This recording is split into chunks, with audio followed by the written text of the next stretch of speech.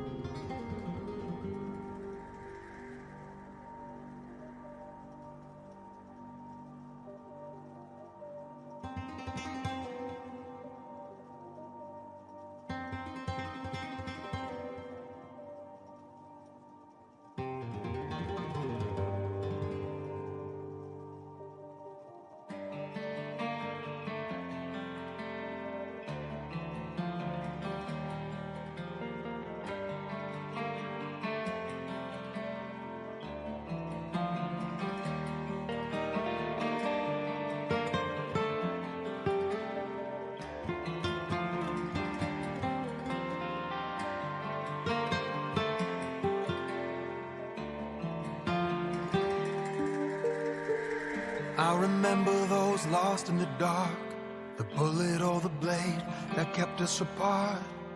But I've been moving on, can't be still for long, 'cause it's the only way.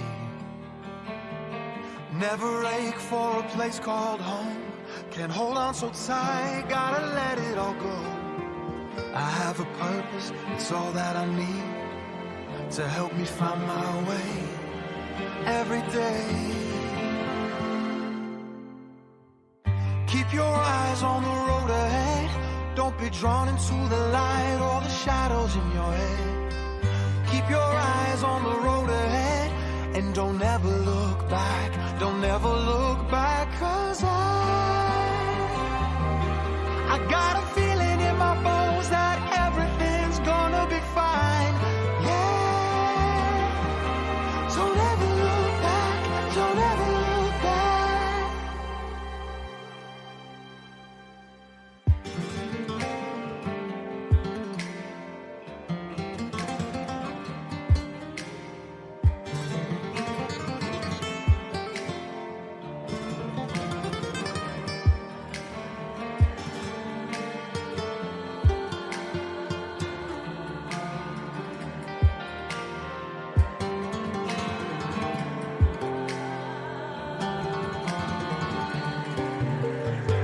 I fought a war and I learned how to win, but how do you fight when the enemy's within?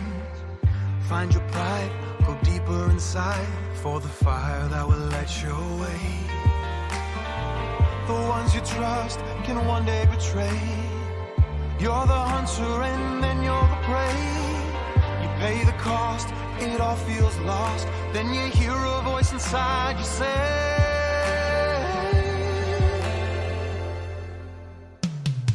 keep your eyes on the road ahead, don't be drawn into the light or the shadows in your head.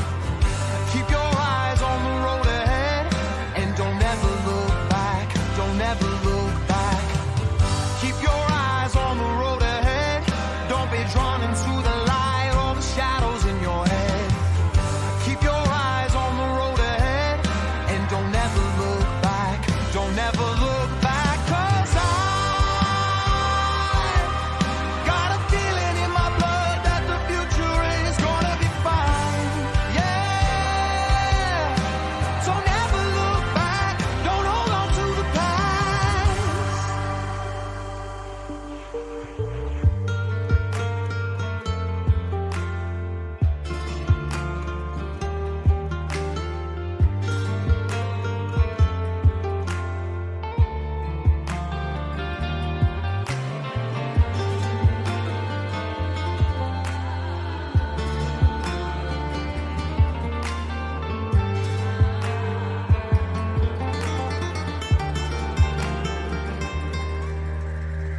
A lot of road now behind me, every cut, every bruise, they tell their own story.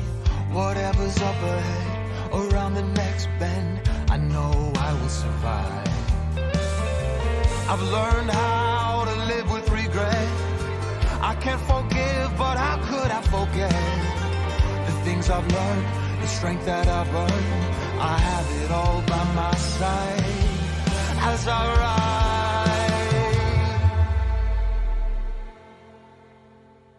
Keep your eyes on the road ahead, don't be drawn into the light or the shadows in your head. Keep your eyes on the road ahead, and don't ever look back, don't ever look back. Keep your eyes on the road ahead, don't be drawn into the light or the shadows in your head. Keep your eyes on the road ahead, and don't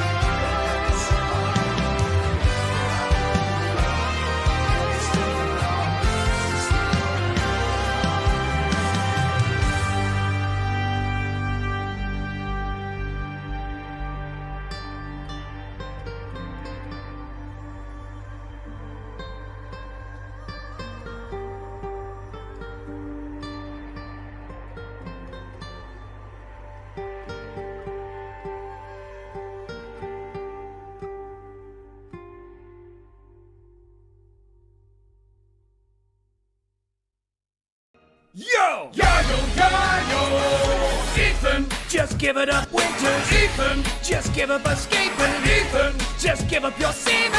Ethan, just give it up, give it up, give it up, give it up, give it up. Hey. Here's how the story goes. You find out by the village in the mountains where Ethan's no doubt. With werewolves and snow and guns everywhere, but none of that matters. He's gonna fuck Claire. Yayo, yayo, yayo.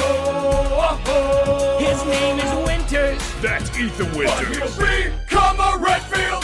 Become a Redfield? How will that happen? Yo ho ho, you're gonna give a cum call. Yayo, yayo. Don't matter how fast you run and where you go, I will be right there anywhere on the globe. I'll get rid of the women in your life, except for my sister. I'll make her your wife. Yayo, yayo, yayo. Oh. Just fuck my sister. She's the last fertile member of our bloodline. Yayo, Ethan. Just fuck my sister. All right. Hello, hello. Welcome everyone to the stream. Hello, Golden Apples, Dragonborn Express, Spencer Polly, Fiery Paper Mario, Arcana Ouroboros, Jacob Ghost City Novel, / Edge Knight 1789. How y'all doing? Is it weird I'm watching One Piece crowd? No, as long as you're watching on One Piece. Because man, that anime has a lot of fucking filler. Hello, Mr. Steven. Oh man. Ah. Hey, you know what sucks? Fucking finding out that your coworker was doing everything wrong and then quitting when he got called out for it. So all of his work and the work that I have to fucking fix is now shoved onto my plate, forcing me to basically barely have time to work on videos or even play games really. That's fun. Hello, Raiden Fanboy. Hello, Raiden Fanboy. Ooh. Hello, Rodon. Hello, Multheme. God, Christ almighty. Yeah, that's been my fucking couple months, and so I'm basically doing the work of 2 fucking people while also having to fix months of mistakes. Oh, man. Hi, Heller. What stupidity are we dealing with today? Okay, so we got 3 videos for today because it's all pretty last minute. So I only really could find 3, but oh, Edge Knight 1789 for the 2. You know what also sucks? No Horizon Salt. Well, it was boring, so just like the game. But okay, so we got it. So as you can tell by fuck, I can't talk today. In the stream titles, those are the vids we're going to be covering. So we have Harmon Smith talking about CD Projekt burning down, which is hilarious. We have obviously Dreamcast guy with his video, his thoughts on the ABK deal closing, right? Man, that was super late. Thank you, chat. Thank you, bot. All right. And then we have a Reforged Gaming video. I'm finally covering that fucking asshat. What do you mean is there any Japan Xbox Salt? You're talking about that one racist retard from Arkansas who pretends he's from Japan? Like, I can't make a live stream on just a Twitter account. What's the best way to donate, here or another link?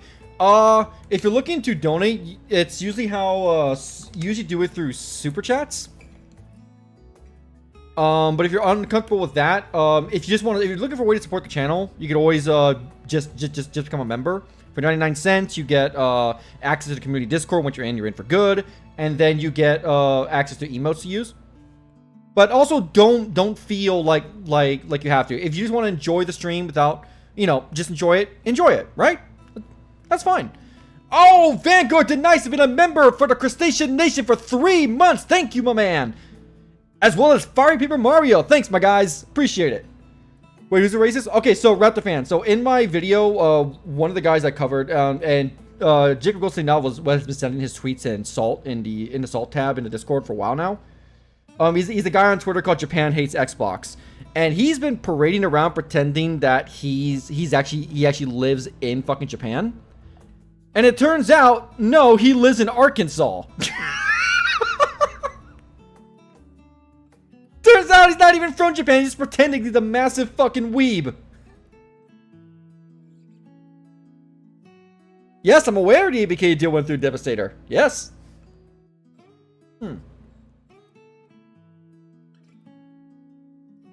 Oh, S-Nice, hit 9 for the 2. Wait, Japan makes Xbox lives in Arkansas? What a fucking weeb. Yeah, right? Okay. A Last of Us 2 Remastered would be fine for a 10 years anniversary or so. Yeah, right? Dude, okay. So at first I was trying to find a third video to do. God, why is the bot so late today? That's so weird. All right, anyway.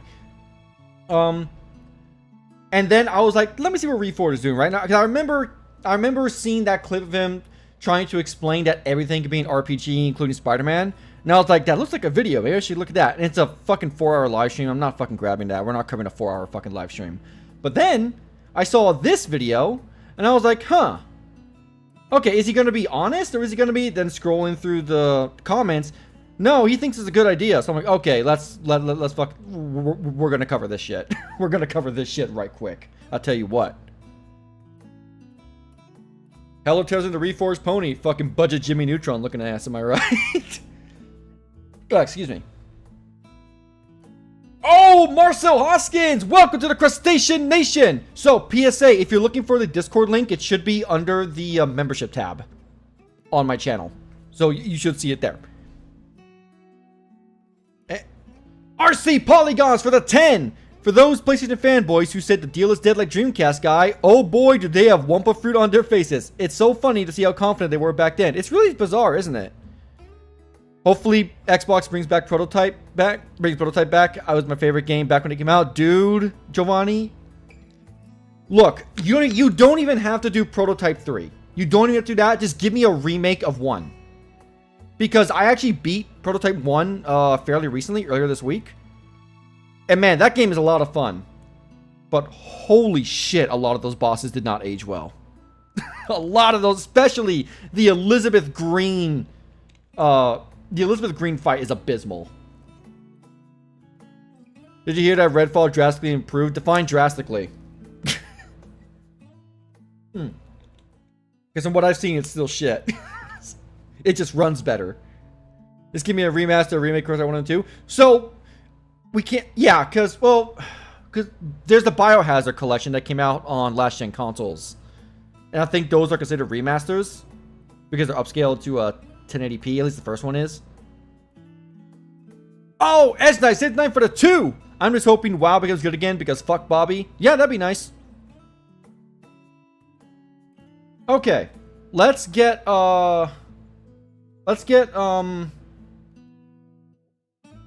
Holy shit!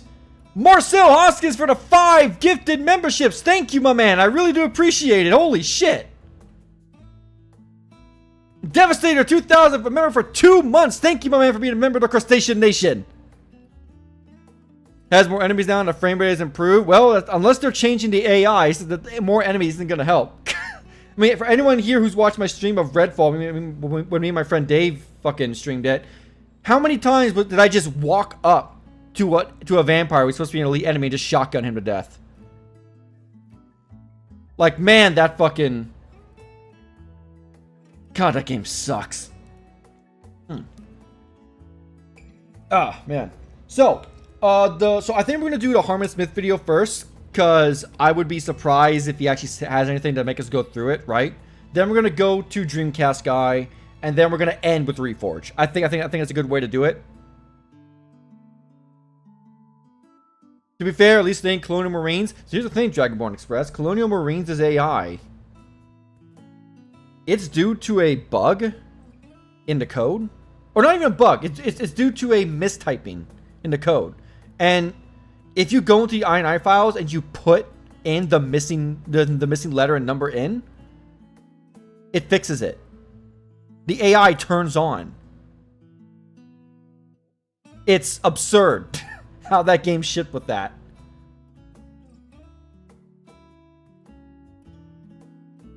Reforged is over an hour? What? Huh?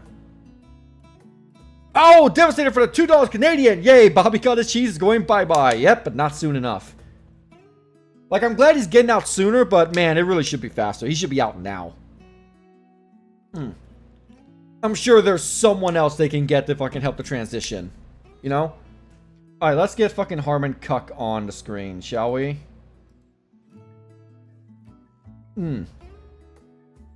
Okay.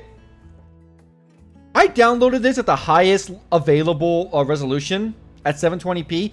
This doesn't look 720p. Harmon, what the fuck? How is your... How is this quality declining?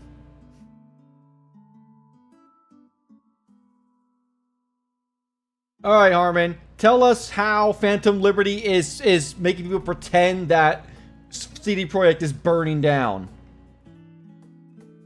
A while back, I made a video talking about the failure of Cyberpunk 2077 Phantom Liberty. I don't remember what the... A while ago? Hold on a second. When the fuck did he make that video? Armin Smith Phantom Liberty. Because I don't... Because he fucking posts so fucking often, man. You can't fucking pay... Like, it's... Motherfucker, it was 2 weeks ago! The fuck you mean a while? Hell, are Phantom Liberty good? Phantom Liberty is very good. In fact, Cyberpunk is in a place where I can finally recommend it without any caveats. context was, but I made a video like making fun of it, making fun of like the audience, people who were defending the game. Yeah, because you don't play these games, you don't actually understand the improvements or whether or not the content's good. You only care about it not being a Nintendo product because you're a corporate cuck. But I mean... don't know what they promised though. Yeah, but I mean, at a certain point, like... I don't care anymore. Like, you could argue that No Man's Sky still hasn't hit everything they promised. But they gave so much that no one really cares. And Cyberpunk has improved significantly. In fact, I'm going to be honest, they should have delayed the game to this year. Have Phantom Liberty come out next year. Have the base game released with the 2.0 update this year. Hey, Silent Joker.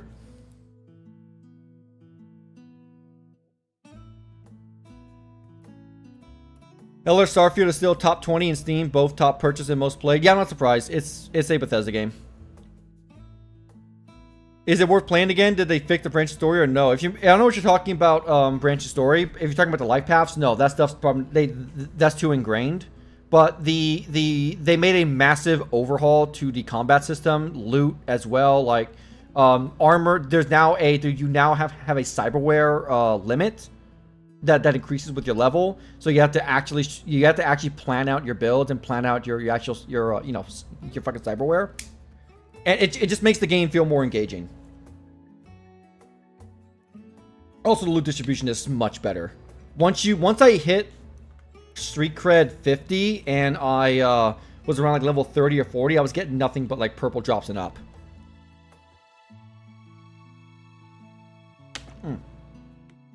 Sign up for Nintendo Clue Eater, you know it. Alright, Harmon. What do you got to say? And I got a shocking amount of backlash, right? That video got... No, it's not shocking, and you knew. You knew. Wait, hold on a second. Shocking amount of backlash.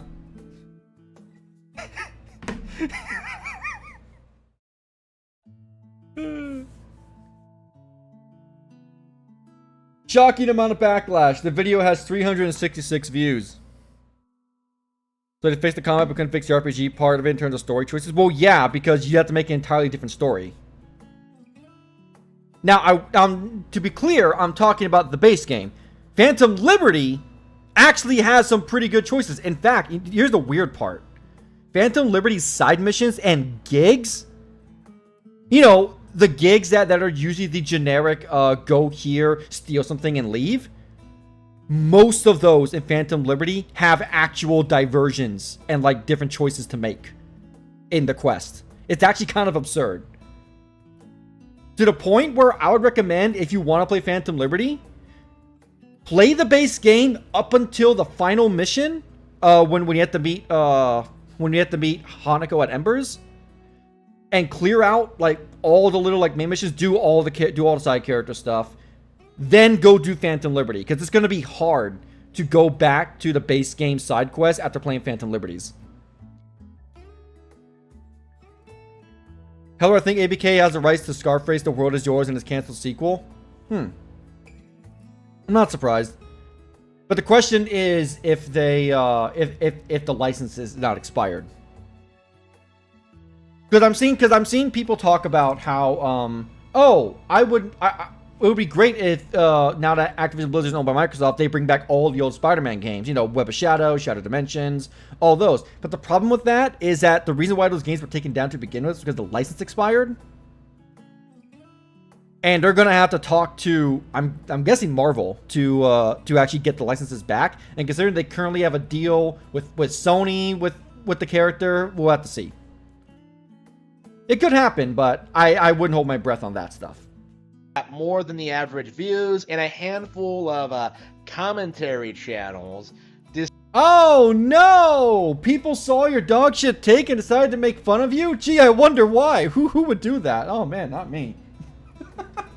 Not me. The guy whose very first Salt video was on this fucking idiot. They would have to make a deal for Tenchu and Sekiro Secret. Yeah. Yeah, because they own, I believe they own the rights to the first 3 Tenchus, but all future Tenchu all future Tenchu products would be made by FromSoft because they own the rights.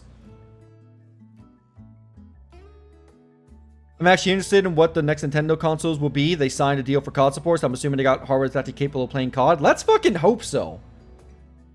Because I swear to God, if the Switch 2 has COD on cloud, I'm gonna be like, what the fuck are you guys doing?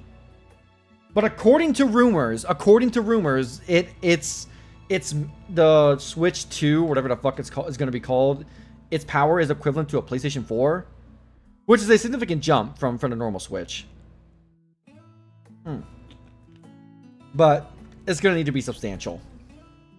Excited to riff it, like, oh no, this game is great. They took 3 years to put out this DLC, and this is the best game I've ever played. This is all.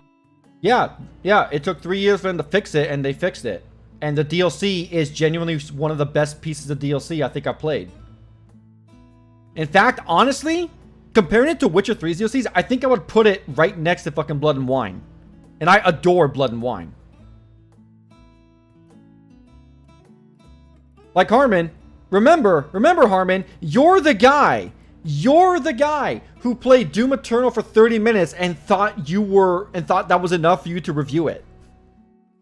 Remember that? I remember that. You're also the guy who tried to pretend that fucking Bloodborne was crap. Harmon's threatened by Phantom Liberty? Yeah. And it's so weird because, like, Phantom Liberty isn't going to go against his precious Tears of the Kingdom, so what does he care? You know, oh man, I love when I mute my phone and then the notifications come through anyway. Fuck you. How dare you? Who the hell do you think you are? Fuck you. This guy kind of makes me ashamed of low Nintendo games. Nah, we should be ashamed that he has a platform. Yeah, exactly. It's not like Phantom Liberty's gonna be nominated for Game of the Year. Yeah, exactly. It's let's be honest, it's rare for a DLC to ever be nominated. It'd have to be a fucking incredible DLC. And if Blood and Wine wasn't nominated, Phantom Liberty won't get nominated. I mean, that's just how it is, right? All my friends are talking about it. This is one of the biggest games of the year. You're wrong, Smith. You're wrong. And you're not just wrong, you're stupid. As a certain cat would like to say. And then I just, I look at the actual numbers. I look at what's actually happening with CD Projekt Red. You know, I've seen other YouTube videos talking about how the company is in flames right now. And I have to come out and say, like, so what numbers are you talking about? If you're talking about player numbers, I can pull those up. Hold on a second. So I remember it got a huge boost when Phantom Liberty came out. In fact, I remember when they talked about how many units were sold of Phantom Liberty, 60% came from Steam. Which is wild. Let's see. Dude, there are There are 82,708 people playing as of an hour ago.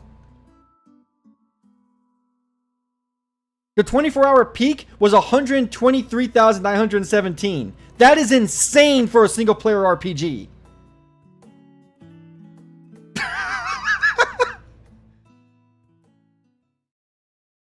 PS4 level for handheld will be tolerable. Dock performance better, be superior to that though. Yeah, exactly. Like, look, can it run? Will it be able to run Breath of the Wild and Tears of the Kingdom at a stable goddamn frame rate? All right, cool. Cyberpunk is the only RPG I finished. Damn. Might I recommend you check out Mass Effect? I mean, you know, Mass Effect's pretty good. But yeah, this is on SteamCharts.com. Let me go to SteamDB actually. Let me go here. Okay, SteamDB looks a little more updated.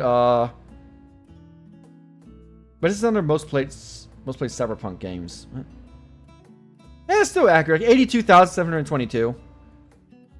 All-time peak was 1 million. That's insane. I forgot about that. That's fucking wild. Because here's the thing about Cyberpunk.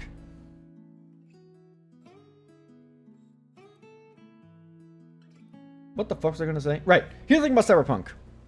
The core content, the narrative, the world building, the actual design of the city was good, but the problem was the loot system was a mess. The combat, a lot of the skill trees had a lot of redundancies and kind of like useless stats and like getting in the way, and obviously the technical problems, right? Now the fucking technical problems could have been solved very over time, right? But the other stuff, like the loot system, the way combat, the way the skills work, like that definitely needed an overhaul, and I'm glad it got one. Rambling entertainment for the 2! Crowd celebrates Game of the Year. Redfall is now 60 FPS. I'm gonna fucking put a pipe bomb in your fucking house. In Minecraft, yeah, that's it. Recommend Mass Effect and Witcher 3 in its DLC? Yep, 100%. Yeah, Witcher 3 is fantastic, especially now because a new update. One of the when they released the PS5 and Xbox Series S versions, they actually added a pretty big quality of life update that I really like, where you can actually quick use signs, and it's so fucking nice. Dragon's Dogma is great too. Devastator. I fucking love Dragon's Dogma. God, I can't wait for that sequel. Oh my god, I can't wait for that fucking sequel. How delusional are you? Like, how out of touch with the goings-on? Irony! Thy name is Harmon fucking Smith. You are in no position to call people delusional, my guy, when you try to pretend that every game that's doing well, that's good, is shit. RC Polygons for the 5!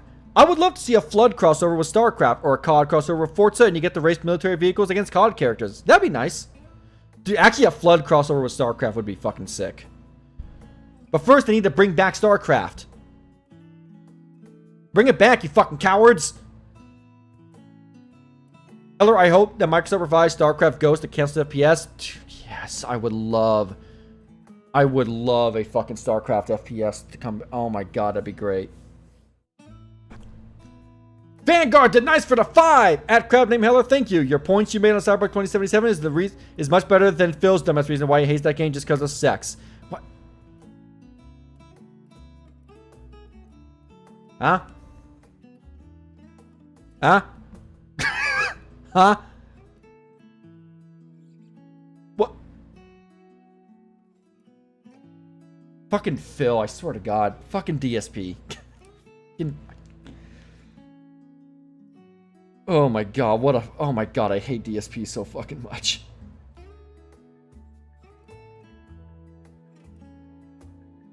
Hello, CDPR is actually as well within the game industry as Capcom and Ubisoft, according to several news articles. Yeah, I'm not surprised.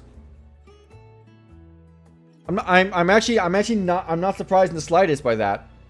Because man, I'm fucking Exhausted. Can you tell I didn't get a lot of sleep? Okay, you know, it's funny you bring that up, Jacob, because I remember I saw him fucking complain about that, and I was like, doesn't the game warn you? Like, just like Baldur's Gate. You guys remember that chick that got, like, surprised that her character was full-on nude? When the game flat out told you with a big pop-up that, hey, this game features really, really specific nudity. Do you want to censor this? And it's like, you guys need, I don't. So here's the thing. Here's the thing. I am not a full-time video game streamer, right? You guys know this. I do shitpost fucking salt videos, and I occasionally stream games, right? In fact, I'm going to be streaming Amnesia the Bunker Monday night, probably. But you know what I do? The first thing I do, especially if I'm playing a game like Cyberpunk or Baldur's Gate that I know has excessive nudity, I'm going to go into the options and make sure that shit's turned off. Like, it's the same type of thing when people complain about copyrighted music appearing in the game, when there's an explicit option in said game to disable it, and they just don't do it. It's like, don't fucking blame the game or the company for your laziness. You know? By the way, thanks for streaming, Hella. Keep in mind not the 4 wisdom teeth removed today. Holy shit! Dude, everyone I know is getting their wisdom teeth removed. Thank God I don't have to fucking deal with that. I was born without them. But yeah, but also, like, I also don't stream on Twitch. So, like, Twitch, like, YouTube, I could probably stream those games no problem. In the gaming industry, are you where you genuinely think that this update is going to fix Cyberpunk 2077? Like, it already did. The difference between you and me, Harmon, is I played it. Hello, Rogue Spartan. In fact, hold on.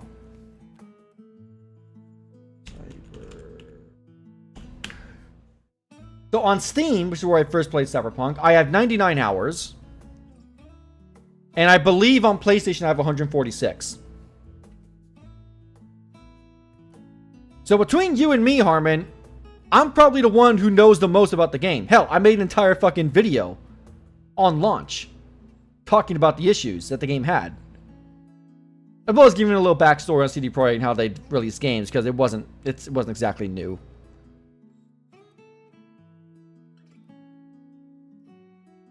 Alright. As a bit of a comparison here, like, when you look at Pokemon, right? We got Sword and Shield in, was it 20? What did you say? Cyberpunk 2077. Like, as a bit of a comparison here, like, when you look at Pokemon, right? We got Sword and Shield in... Sword and Field? Sword and Field, buddy? Sword and Field? And, okay, I swear to God, Harmon, if you're going to cap for Sword and Shield, you are officially in no position to fucking complain about any game. Because Sword and Shield is one of the worst pieces of shit I've ever fucking seen. Oh, Devastator 2000 for the 5 Canadian. Heller, have you seen Cute Anime Girl versus Disgruntled Old Man? It makes DSP look really dumb. I have not. I'll have to check that out. Hey, Big Cloud, welcome to the stream. Hey, man, I saw you streaming earlier. I was going to actually pop by, but I had to go to the store. By the time I came back, you were already done. How you doing, my man? But yeah, like, no, Sword and Shield were fucking dog shit. Scarlet and Violet were much better, but for me, like, the frame rate was, I couldn't take it, man. Like, those games do not look good enough to warrant those fucking frame rate issues. And it's so fucking frustrating, because I actually enjoyed Scarlet quite a bit. With that frame rate, man, I just couldn't fucking do it after a certain amount of hours. I just couldn't fucking do it. And was it 2020? You get me on the show soon, Captain Heller? Hey, yeah, just to fucking send me a message, or just to fucking shoot me a message. Can you give me the screenshot that Japan Text Bus lives in Arkansas? So like, I believe the actual like shit was from a thread that he deleted. So, like, it's just hearsay, to be fair. But it wouldn't surprise me. Like, here's the thing. Like, I don't believe he's from Japan. 100%. Like, he's not. He's straight up not. Like, you just look at how he tweets. Like, he does not.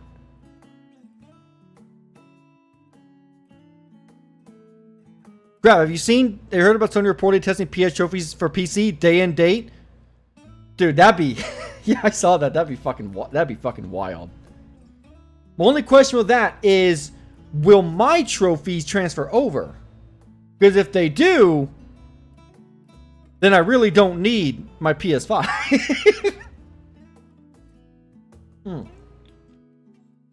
Now I have a massive backlog, so. We got Sword and Shield, like, a couple of years ago, right? Around the time that Cyberpunk 2077 came out, right? Do not tell me he's about to say Sword and Shield were in better state than Cyberpunk. Do not fucking... Do not. Oh, yeah, go ahead, Devastator. That's fine. Cyberpunk's still not the deep RPG we were promised, but it's much better game overall. Exactly, Gabriel. I couldn't have said it better myself. And that's why I hope the sequel, because now that they got the world design and the combat system down, they got all that good. Now for the next game, just focus on the RPG aspects, especially narratively. Like, I still, in my heart of hearts, believe that Street Kid was supposed to be the only life path for V. I don't believe Corporal and Nomad were originally even a part of the game. That's especially apparent when you look at Corpo's actual, like, opening. Corpo's opening is like 10 minutes. Compared to Street Kid and Nomad. Crap, what do you think of the new PS5 consoles? I actually did some research on this. I was like, something feels off. And I was like, last I checked, when slim variations of consoles come out, they're supposed to be cheaper. And I went back, let's look at the PS4. Yeah, the PS4 Slim was actually cheaper, and it also gave you an extra 500 gigs of space. Meanwhile, the PS5 Slim doesn't come with the stand that makes it vertical. That's $30. The extra space they give you is a whopping 175 gigs, which you can just buy a 2 terabyte fucking hard drive or storage expansion for like what, $100? And then, you can also buy a disk drive for the digital version. With the price of that plus that turns it into being a more expensive product than the base PS5 disc version. So why the fuck would you do that? It is such a fucking scam. It is such a fucking scam. Especially because they're slimmer, I know they're just using weaker components. Or I have a sneaky suspicion they're going to be more prone to overheating than the base PS5s. They're going to be way more. They're going to be way more prone. It's kind of a problem of releasing the Pokemon every year. Yeah. Exactly about the fan. Here's the thing, I do believe that the Pokemon team could make a good one, but they're forced on these yearly time constraints. And unlike COD, there's not multiple developers who cycle through, right? And that fucking sucks. It's still the same ugly ass design. Yeah, that I'm gonna be honest, that actually wasn't gonna sing. That the design was not gonna change. The design was never gonna change. Callisto Protocol thoughts. I see it on sale for $5. Me and Dave went half on that at launch. We were really excited for it, and it's one of the worst pieces of shit I've ever had the misfortune of playing. I really fucking hate Callisto Protocol.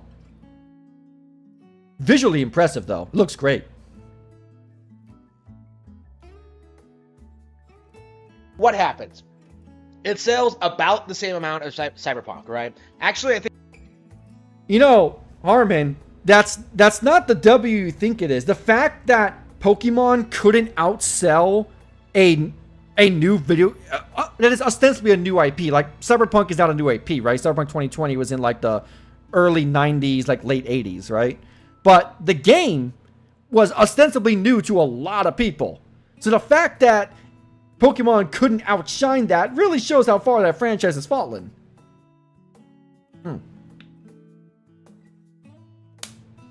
Oh, RC polygons for the 5. One thing that worries me with the ABK merger is my backlog will be impossible to get through doing dailies with COD, Overwatch, Fallout 76. Bro, I have already surrendered to the fact that I'm never going to fucking complete my backlog. It's just not gonna happen. There's not enough time in the world. Like even if I just played games all day, didn't have a job, right? Could just live at home comfortably. Like there's just not enough time, man. There's just not enough fucking time.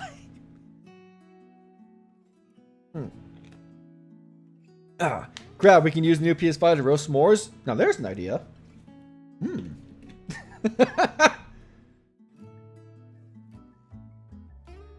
It sells more than Cyberpunk, right? You know, it gets a successful DLC, right? We get Sword and Shield, and then what happens? We get Gen 9. We get Legends Arceus. We get, like, Detective Pikachu Returns. We get... Detective Pikachu Returns? You mean that... Wait. Guys, didn't that game review really badly? Isn't Detective... Because he's talking about the new one, right? That released this year? Didn't that... Wasn't that a massive pile of shit?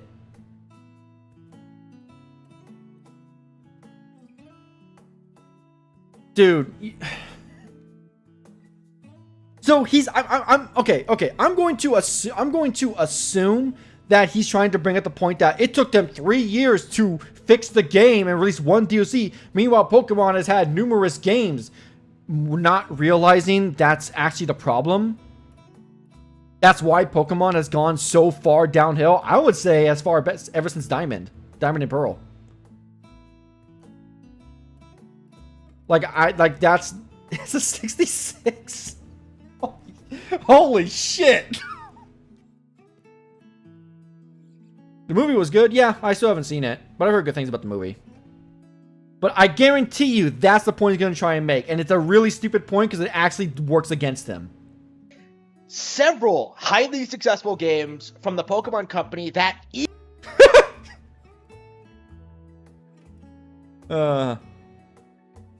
Yeah, because the game being successful means it's good, right? Right? That's why every COD game is the fucking pinnacle of fucking gameplay, right? So they're the best shooters on the world. Christ, I can't fucking speak today. I think if the PS5 has any issues, it will be user error with the disk drive. Probably, yeah. Actually, yeah, that's actually a good point as well. Yeah. That would not surprise me. But like seriously, I don't know why anyone would buy the Slims, especially if your whole thing is the fucking storage, because like it's only an extra 175 gigs. Just get a Gen 1. I can't believe I have to say that now. Like it's to get a Gen 1 PS5, buy a 2 terabyte fucking compatible M.2, and just put it in. Hello, didn't Call lose to Splatoon 2? Probably.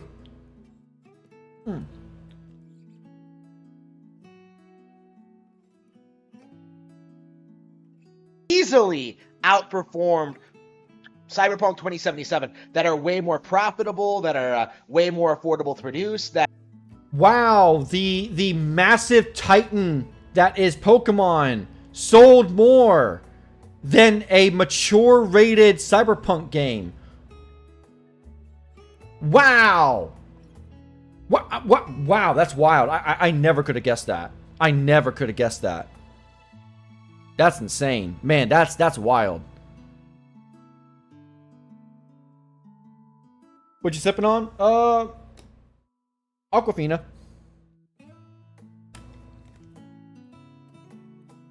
Gotta stay hydrated, you know what I'm saying?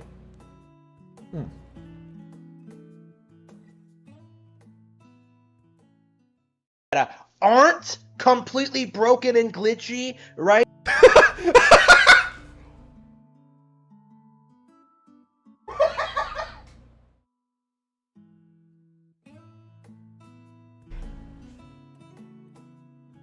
My guy. I got gifted Sword for my birthday. I played Legends Arceus.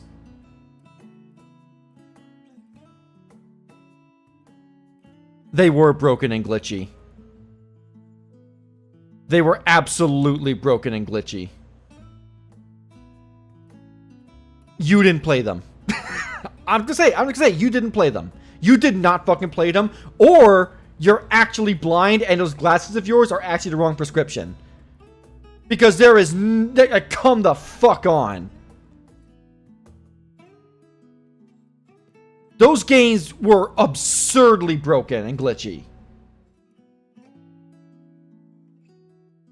And here's the thing. Even with the world fixes, the loot fixes, the combat fixes in Cyberpunk, there are still bugs. There are still bugs in it. I'm still encountering some new ones. Like I fucking got a bug when I was playing the other day where the entire city's population just despawned. So I was driving through a ghost city. Right? There's that video I posted on Twitter where like that fucking black void came out. That was pretty fucking wild. But the truth is, and let's just be honest here, I can't think of a single open world game that doesn't have any bugs. And the problem, see, because here's the thing. As long as the bugs are few in terms of encountering them, and they don't actively hinder the overall experience, people can get past them. It's the reason why games like Fallout New Vegas and Skyrim are still beloved and well thought of, despite them having an obscene amount of bugs and glitches. Hell, fucking New Vegas requires 3 mods on PC to prevent it from crashing. But guess what? The core content is incredible. So people don't care. Yeah, and there's also funny bugs, yeah. Like when the fucking giant would fucking slam you and your body would just fucking careen into space.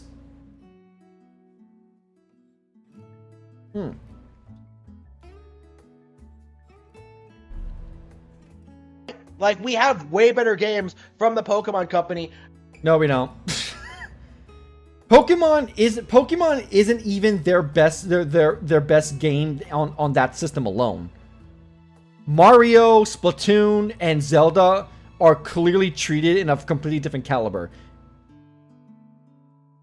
Like, Pokemon does not get the fucking respect and time that franchise deserves, because they are forced. They need a yearly fucking release for that fucking franchise. And all it's doing is hurting them, because they clearly don't give them a budget. Like, they clearly don't even have a fucking budget. Like, do I really need to bring up the Sword and Shield concert? You guys remember that? The concert in a game with no voice acting, so it's the most dismal fucking horrible fucking thing you've ever fucking seen? Because they couldn't even do Animal Crossing. Even Animal Crossing has fucking voice acting in some shape or form. How does Pokemon not?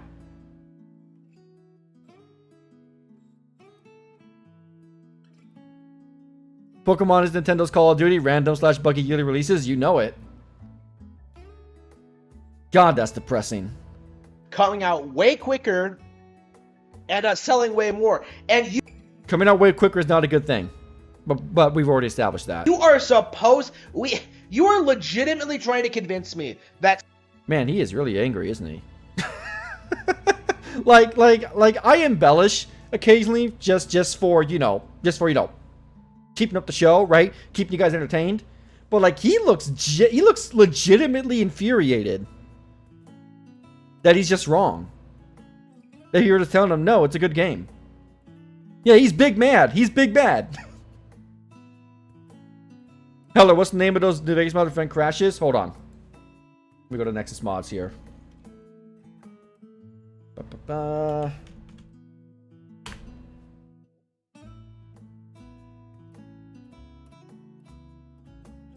You know, assuming it ever fucking loads. Jesus Christ. You can do it. There you go. So the mods you want for New Vegas is NVAC, New Vegas Anti-Crash, the mod configuration menu, and I believe the NVSC plugin. Oh, no, sorry, not NVSC plugin. You want the Fallout New Vegas 4 gig patcher. Now, here's the thing. Here's the problem. These mods help with crashes. It doesn't stop them. It just makes them not as frequent. Madness Rage if Baldur's Gate wins Game of the Year. What do you mean if? Like, I'm sorry. No other game has a chance against Baldur's Gate. Baldur's Gate's gonna win. This is not even gonna be close. No game has a chance. No other game has a single fucking chance. Uh-oh. Where's that? There we go. Cyberpunk 2077, Phantom Liberty, is in any way notable or interesting. Like, you can't even... Oh, because you played it? You played it, Harmon? Come on, buddy. Pull up your fucking Steam account. The Steam account that you totally say you have. Show us your stats. Come on, buddy. What's wrong? Oh, wait. No, you don't play it. Because you don't play anything that's not on your precious, underpowered Nintendo console. Convince me the game is fixed, because it's not. It is. God, why did he say it like that? You know, like, I don't understand. I don't understand how so many people have deluded themselves into thinking that, like, Cyberpunk 2077 is somehow successful. Like, because it is.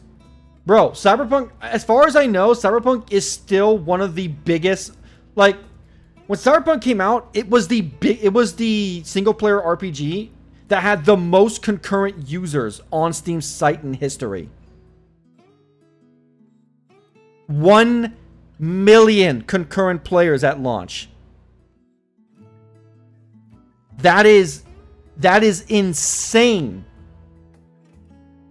Like, even some of the most successful games in the world don't hit that peak.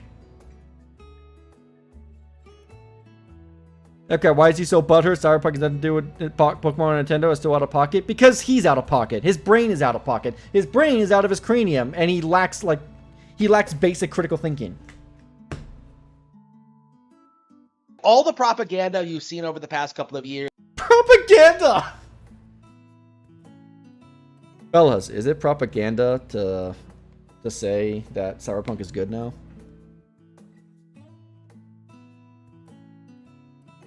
Was it going to be on Switch? I don't think so. No. There was no way that game was ever going to be on Switch. You are probably thinking of Hogwarts Legacy. That was supposed to be on Switch and it never came. Oh, Black Cobra been a member for the Crustacean Nation for 3 months. Thank you, my man. Hot take, games with gold was inferior to PS Plus and was especially underwhelming the last few years. Not sad to see it go, to be honest. So I didn't have an Xbox during all this time. I just got one recently. So I never really experienced that. But every time I saw that stuff, I will say, yeah, it seemed their stuff was pretty, it wasn't great selections. But hey, now PlayStation is giving you such bangers like Saints Row and Callisto, so well.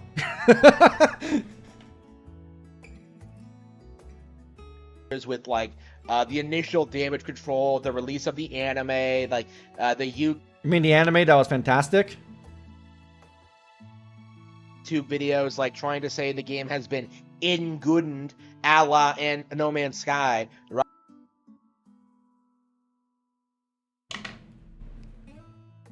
Is he trying to say that Internet Historian made a video on Cyberpunk? 'Cause I don't think he did. Thumbs up to him. I don't think he did.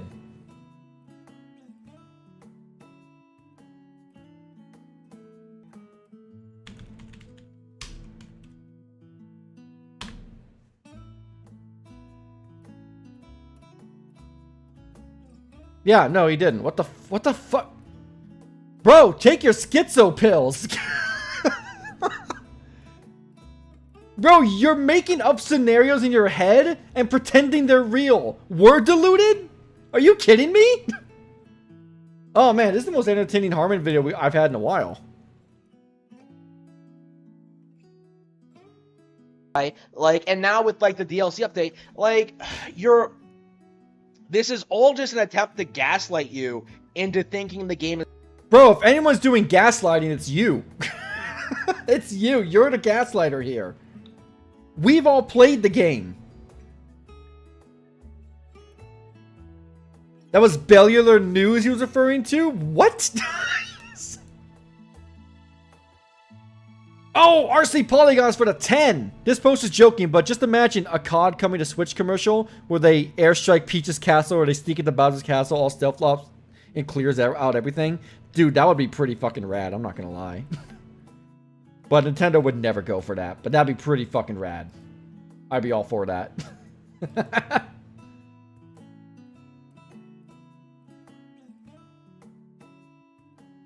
Dude, this man, this is just projection, the video. This is just pure projection. You're saying propaganda, you're gaslighting, you're deluded. Meanwhile, he's fucking capping for Sword and fucking Shield.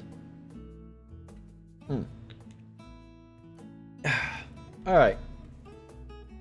Is good now into thinking the game is like worth supporting, even though that like the actual game is nothing like the anime. Even if you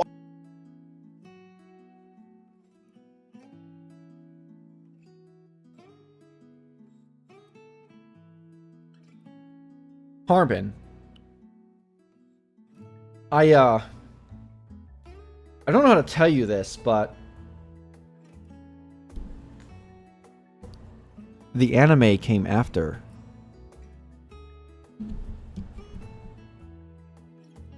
And the studio who made the anime is Studio fucking Trigger.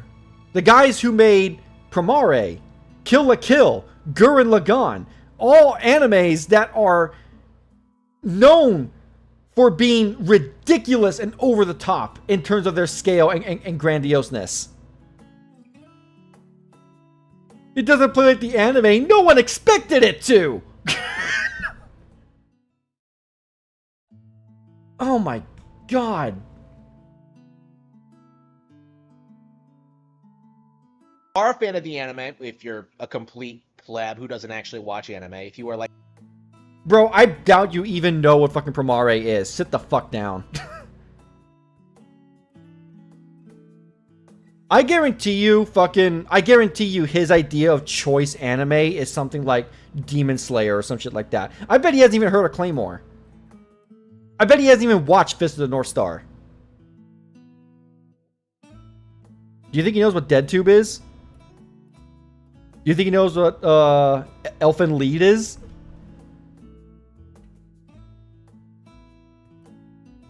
He's never heard of Kamen Rider? Oh, that's not surprising.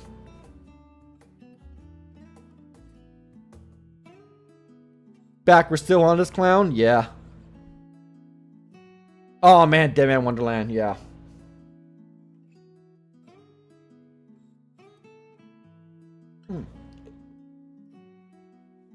In fact, I'm willing to bet the most obscure anime he's seen is probably Hellsing, and not even Hellsing Ultimate. Yeah, Demon Slayer is... Nah. Demon Slayer is pretty generic.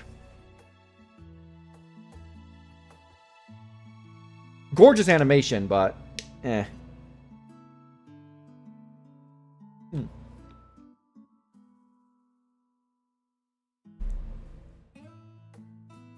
Like a Castlevania, Netflix, phoneme consuming parasite, like a blemish on like... Okay. No. We are not going to compare an anime based on Cyberpunk that was made by an actual lauded anime studio, Studio Trigger, to the fucking Castlevania shit. No, we're not doing this. Not even in the same ballpark. That is not even the same ballpark. Oh, yeah, Violet Evergarden. I still need to watch the movie.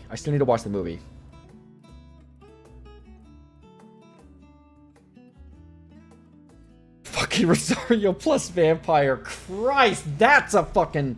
That's a blast from the past. Holy shit.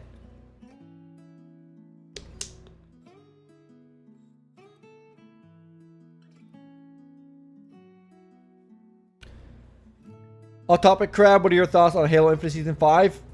It looks really good. It looks really fucking good. I will be hopping. When it releases, I'll be doing a stream, probably with Dave, us checking it out. But I will be getting full into it when Firefight drops.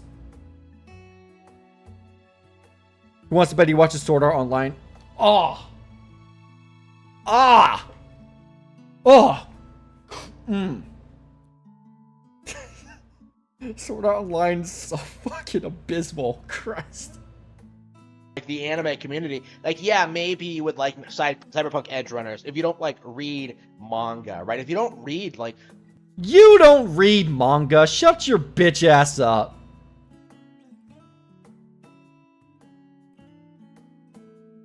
I bet this dude didn't even read. I bet this dude hasn't even read Chainsaw Man. Or the author's previous work, Fire Punch, which I did. I read all that in one night. I wanted to kill myself afterwards because how fucking depressing that ending was. He reads manga's footnotes. Rogue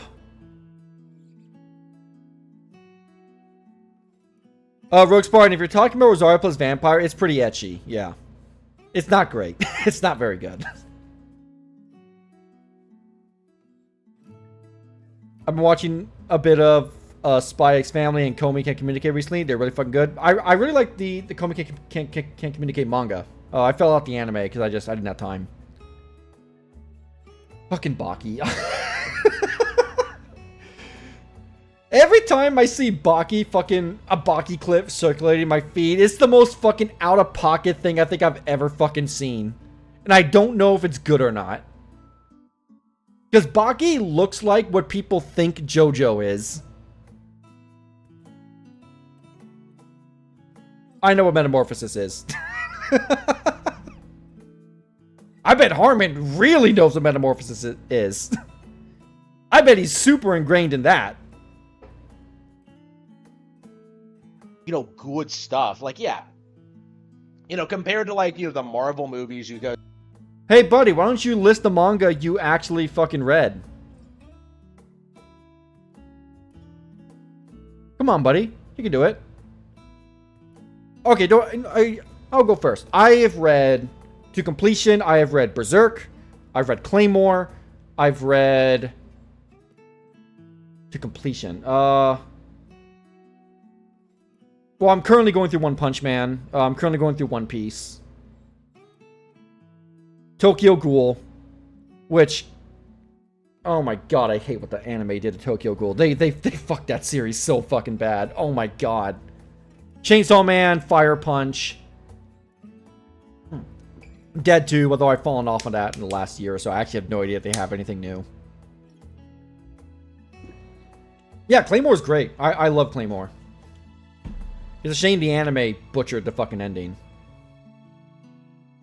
see every year. I'm sure, like, Cyberpunk Edge Runners looks like a masterpiece, right? But I mean, Cyberpunk Edge Runners is pretty fucking kino, I'm not gonna lie. It's definitely one of the better animes out there, and definitely one of the better stories. Like, that narrative is fucking S tier. like, yeah, you know, when you, the game itself is nothing like the anime, which is something you Yeah, but no, oh, hold on. would have noticed immediately if you. No.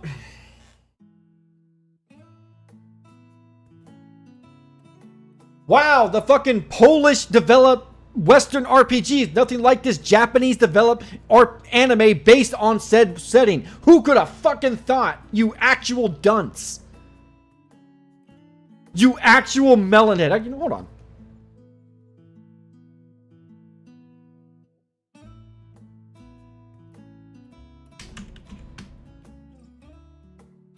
Where's that image? That thumbnail media. Where is it? Where is it? Where is it?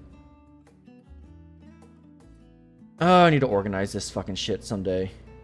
Ah, there we go.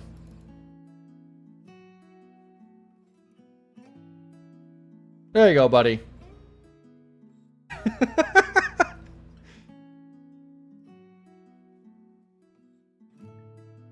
Like, Harmon, it sounds to me like you're mad the game didn't change to resemble the anime when the anime came out afterwards.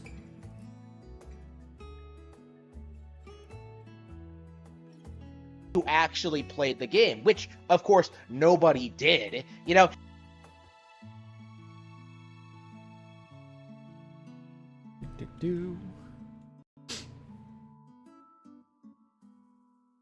Cyberpunk.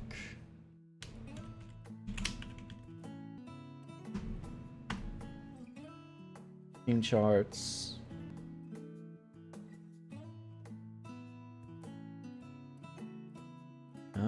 This is in the last 7 days.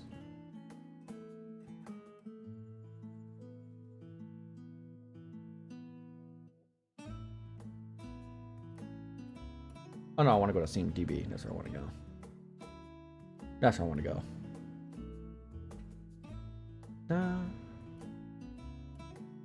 Pip pip diddly doo. And fuck you mean failed to open the file? Fuck off, Stip and Sketch. Come on. Do your fucking job. Come on. There you go.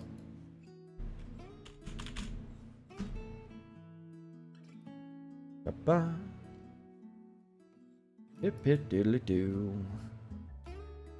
Pip pip diddly doo. Pip pip diddly doo doo doodly doo doodly doo. Ah, there it is.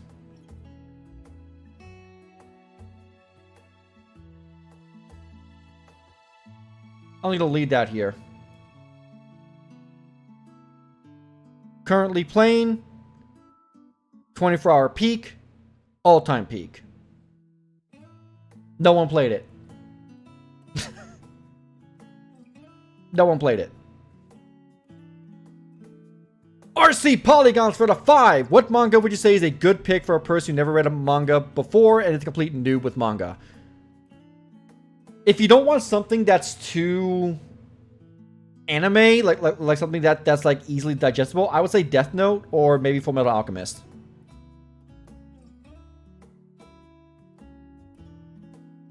Those two are pretty good.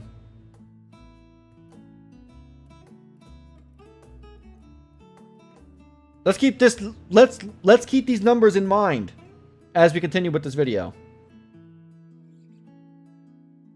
Wow, that bot is so fucking late. it's a lot like The Last of Us in that regard, where like you're supposed to believe this thing is a phenomenon. You're supposed to believe it's one of the best games ever made. You're supposed to believe it's one of the most the greatest stories in gaming, and yet no. Yeah, that's ridiculous. Last of Us is not one of the greatest stories in gaming. People say they're absurd, but you're saying that like people are saying that you're saying that people are deluded into thinking that Cyberpunk's good. That's not the same as people pretending that Last of Us is the greatest game ever made. No one's saying that about fucking Cyberpunk. They're saying it's a good game and they fucking fixed it. That's what they're saying. That is not the same as Last of Us is the greatest story ever told. Last of Us is the best game ever made. No, Last of Us is Last of Us a good game? Yeah, it's fine. Pretty good. The first one, anyway. Second one, eh. But hey, we'll get to that in a minute. Nobody talks about it. Nobody does like real video essays, like analyzing it or going over. Who's making video essays analyzing fucking Pokemon, my guy? Oh wait, it's the people making fun of the bugs and glitches. Damn. And really, that's your idea on whether or not a game is relevant or whether a game is actually worth its salt? Whether some fucking random nobody makes a video essay on it? I made a video on Cyberpunk. I made it a month after it released, called Crippled by Ambition. It is 53 minutes long. So I guess that means, by your logic, it's a good game. Because people are talking about it, right? Or is that not how it works, Harmon? Oh, am I kidding? We all know that's not how it works. The characters and their motivations and their growth and their unique progression through the plot, because There are entire discussions around Joel's fucking status as a moralic. There are entire discussions revolving around Joel's morality. What the fuck are you talking about? What the actual fuck are you actually talking about? Once a year, I see the fucking conversation brought up regarding whether what Joel did at the end was right morally or not. Like, are you fucking kidding me? At its core, these games are not that complicated. They are not that well executed. Bro, you are not talking about fucking complicated in terms of game design when you're fucking capping for Pokemon.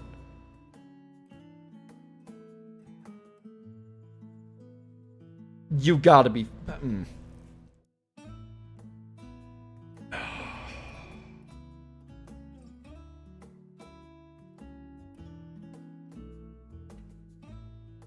Last of Us is up there in gaming history, denying that simply delusional. Yeah, it's definitely one of the most well-known games, especially of that gen, for sure. Like, people know what The Last of Us is.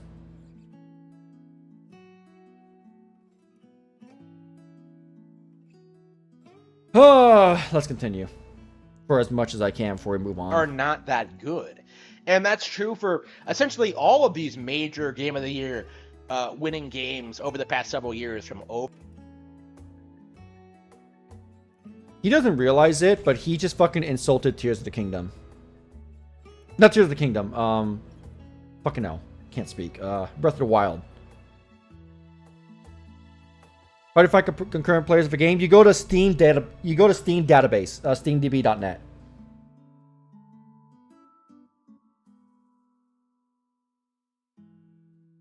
Check Discord. What the fuck did you send?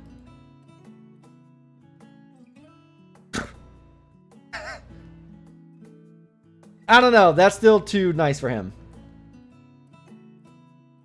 Overwatch to Dragon Age Inquisition to... Yeah, Overwatch and Dragon Age did not deserve it, but I don't know. In fairness to Dragon Age Inquisition, that came out in 2014, right? What the fuck was it up against? What the fuck was Dragon Age up against, really? And honestly, I don't hate Dragon Age Inquisition. I think it's a fine game. It's better than Dragon Age 2, that's for damn sure. But it's also not... Replaying it really shows the cracks.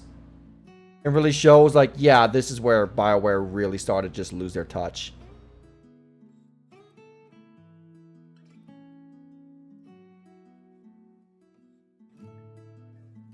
Breath of the Wild, Horizon Zero Dawn, a game of the year, in my opinion. I don't agree with that. Wait, was Middle Earth Shadow Mordor fucking 2014? Are you serious?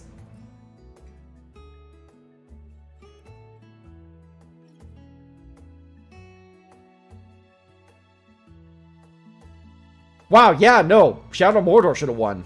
I didn't realize. I thought that was 2015. That was 2014? Yeah, no, that should have won. 100%. Oh, holy fuck. That was a way better game.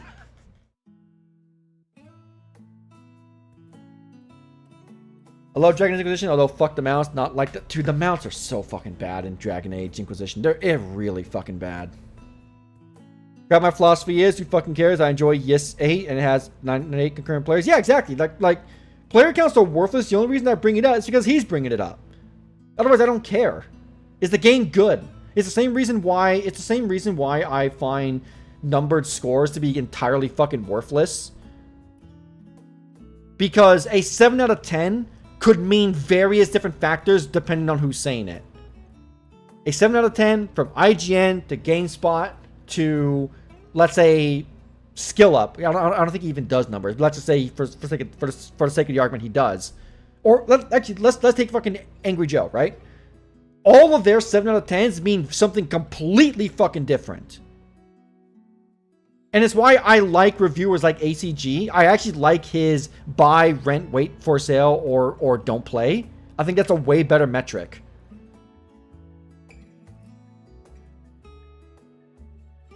For me, 7 out of 10 is a good game. Yeah, 100%. But that's the thing. Like, it's not... Overwatch 1 in 2016, beating Uncharted 4, that was a crime. Overwatch shouldn't have won to begin with, because it actually isn't very good. Like, it's okay, it's functional, at least at the time, but every update with Overwatch, they just made it worse. Yeah, exactly, Rogue Spartan.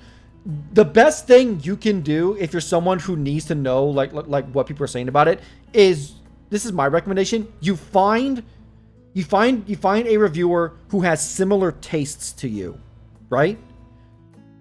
And even then, that's not 100% guaranteed that if they like it, you'll like it, or if they hate it, you'll hate it. But it's a much better metric than going to fucking IGN or GameSpot or The Gamer and looking at a fucking review score that ultimately means fucking nothing. Especially when you hear especially with IGN, where they would list a numerous amount of problems, but then give it like an 8 out of 10. It's like, what the fuck are you doing?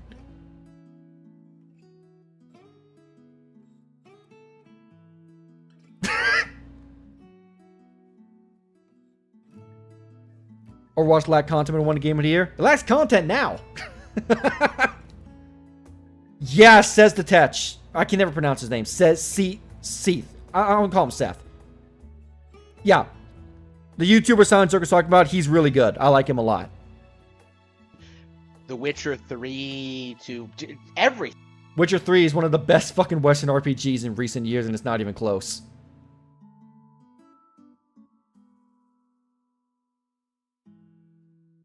The only game that's even better right now is fucking Baldur's Gate. And Baldur's Gate is absurd with its fucking quality.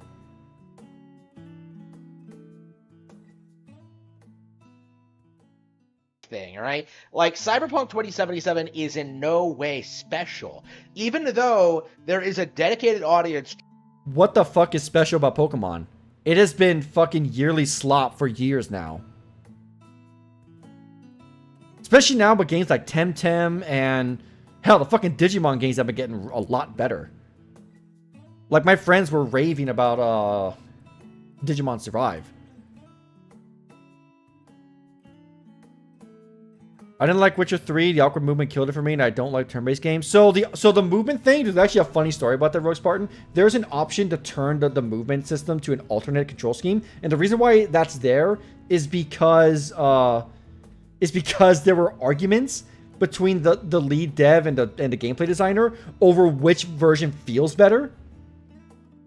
But I don't know what I assume for turn-based games you're talking about Baldur's Gate, because Witcher 3 is not turn-based. I have to assume you're talking about Baldur's Gate with that. And all I can say is, you never know. My friend abhors turn-based games. He finds them so fucking boring. And he adored Baldur's Gate. Trying to convince you it is, right? And I think Phantom Liberty should be the last hurrah, right? Because this was the expansion they were trying to use to convince us that, like, weaponize, to try and convince us that, like, weaponize, like it's a fucking war they're fighting. Jesus Christ, come off it, Harmon. The game is good now that, like, it's been expanded to the point where it's worth playing and worth getting back into. It is. It is. All right, we're halfway through the video. He's starting to just repeat his fucking points. I'm getting kind of bored covering him. Should we move on? You guys want to move on to fucking Dreamcast guy?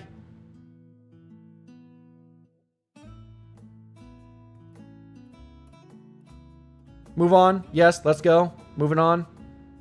All right, yeah, let's move on. That was a fucking... I'll tell you what. That was more entertaining than the last few videos of his we covered. But fucking hell. Dude just doesn't know how to actually fucking fill time. Actually, I gotta use the restroom, guys. I'll be right back, and then when I come back, we'll move on to Dreamcast guy. BRB.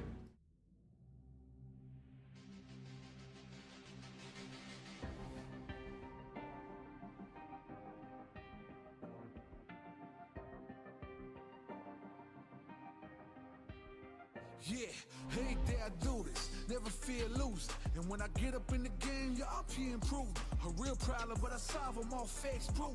And if you think I'm gonna fold, then you talking fool. Yeah, y'all wanna wanna win, let me spin, boy. On dunks aside, I'm super fly like I'm hanging off the rim, boy. I've been winning for my kinfolk, and I put on for my city from the intro. Let's go. Put that time in. My pride is out the roof, I get that grind in. So I'ma tell the truth, I get my grind on.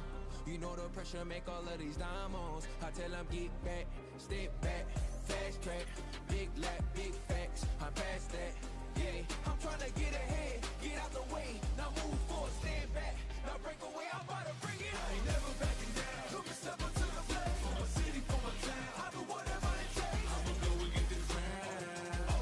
I'ma go all of the round. I ain't never backing down. Took a step up to the plate. For my city. All right, I'm back. Okay. Let's move on to Meth Head Guy. That's so fucking mean.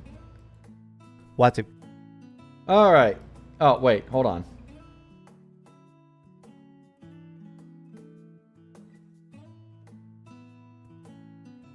Uh-oh. Did I get rid of it?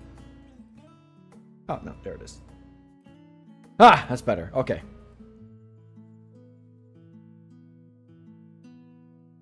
Did you wash your claws? Of course, I'm not an animal.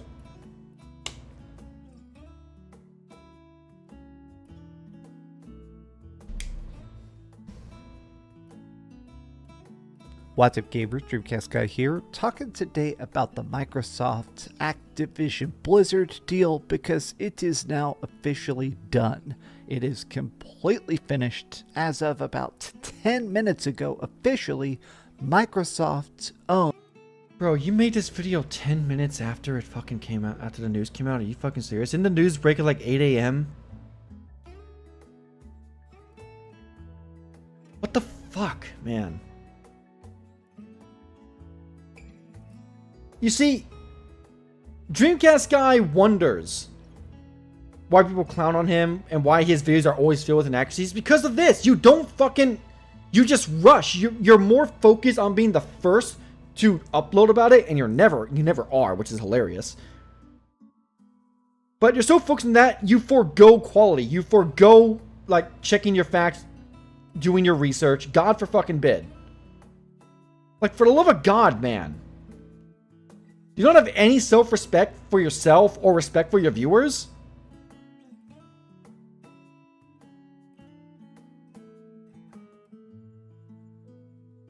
Oh, Black Cobra for the 2. You're welcome for that image, Heller. Yeah, it's coming in well. It's coming in nicely. By the way, Heller, finally got my new SSD for my PC, and I've been playing Starfield on my PC for the past 3 weeks. Yay. Nice, my man.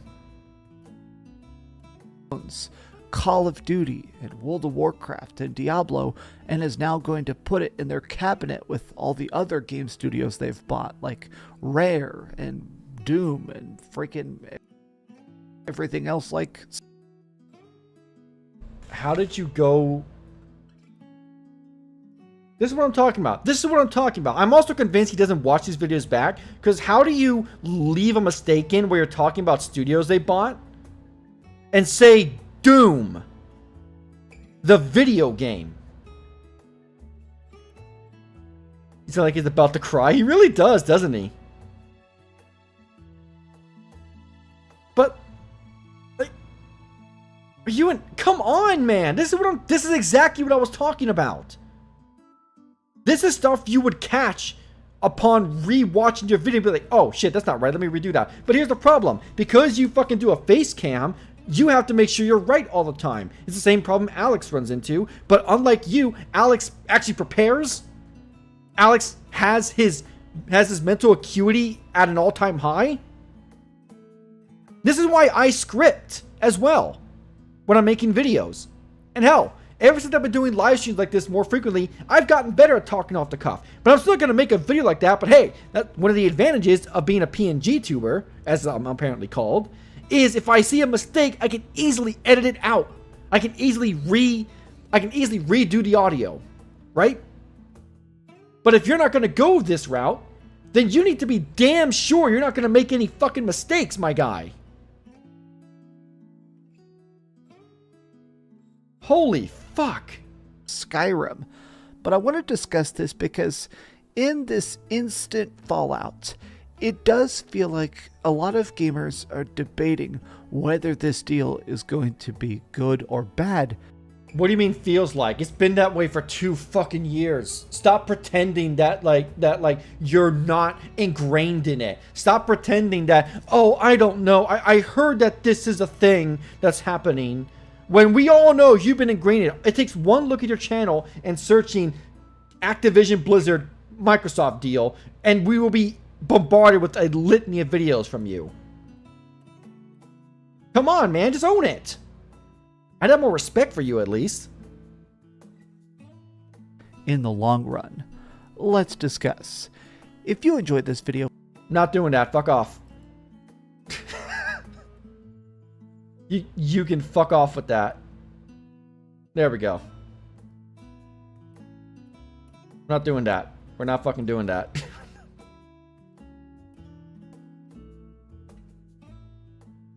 Ask at the end, not at the fucking beginning. I'm so tired of saying it. So from now on, if I cover Dreamcast guys video, we're just gonna skip it. Fuck you. crazy is to try and actually grasp the scope of this. Microsoft just purchased Activision, Blizzard, King, the developer. Okay. Oh my god, this is already annoying me.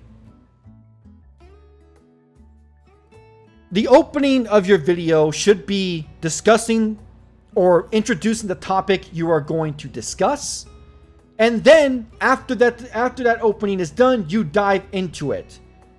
You don't say, today we are going to be discussing the Activision Blizzard deal.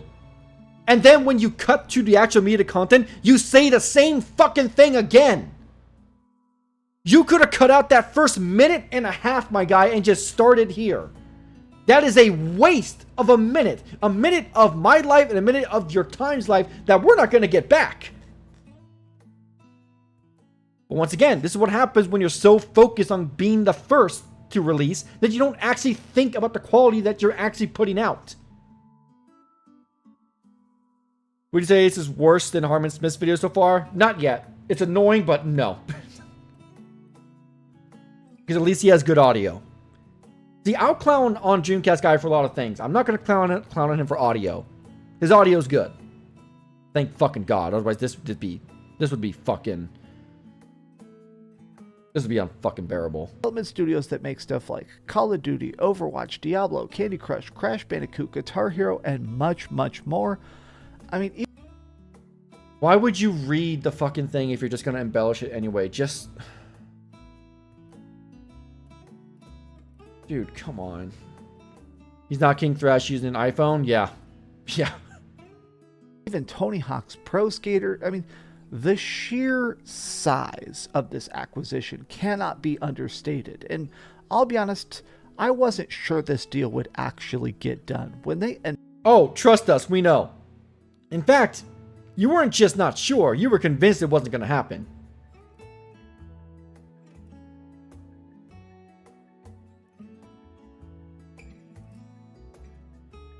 Initially announced this buyout in January of 2022, it seemed pretty open and shut. I mean, they said they were going to buy it for $69 billion. I thought...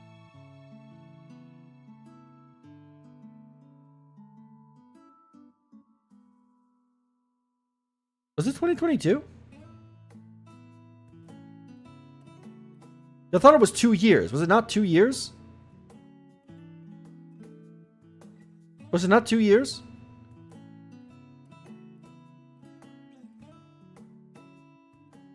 I thought it was 2021 is when this deal started. We started hearing rumblings about it. Like DBZ or DBS? DBZ. 20 months? Ah, well, shit. Got to make that fucking correction later. Re4 is now calling Forza trash because the review on Xbox are mixed. GT7 is better, but not showing a Metacritic for both. Wonder why? Yeah, shocker. Fucking PlayStation fanboy is not fucking being fair to it. Wow, what a shock. We're gonna get to Reforge in a minute, don't you worry. Almost 2 years? Yeah. They would just walk up with a briefcase full of cash and do it. But instead, this acquisition was slowed down by 20 months of regulator battles, both here in the United States with the FTC. Wait, I need to fucking hold on. They were going to buy it for $69 billion. I thought they would just walk up with a briefcase full of cash and do it. But instead, this... Did you see the trailer for Dragon Ball Z Daima? You mean Dragon Ball GT 2? Or Dragon Ball Muppet Babies? Yeah, I saw it. Toriyama should have stayed in retirement. This acquisition was slowed down by 20 months of regulator battles, both here in the United States with the FTC and obviously the CMA in the UK. For a lot of this year, I've said this in videos, I was actually pretty sure the deal would get blocked, or I was kind of assuming that because of these crazy long battles, I thought that maybe they would break it into chunks. I thought maybe that Yeah, and the problem is that the CMA and the FTC show that they are woefully inept at their fucking job. Kind of an issue there. Microsoft would end up buying Call of Duty and leaving behind Blizzard. In fact, that was the main thing that was being talked about by lawyers in court. But they did manage to make some concessions and get this all done, which officially makes Microsoft the third largest gaming company in the world. But no, guys, they're a fucking monopoly. Even though they are the third largest behind Tencent and Sony. But no, they're a monopoly. Oh no. They're in last place, but they're also going to single-handedly destroy the gaming industry. Make it make sense, folks. Make it make sense.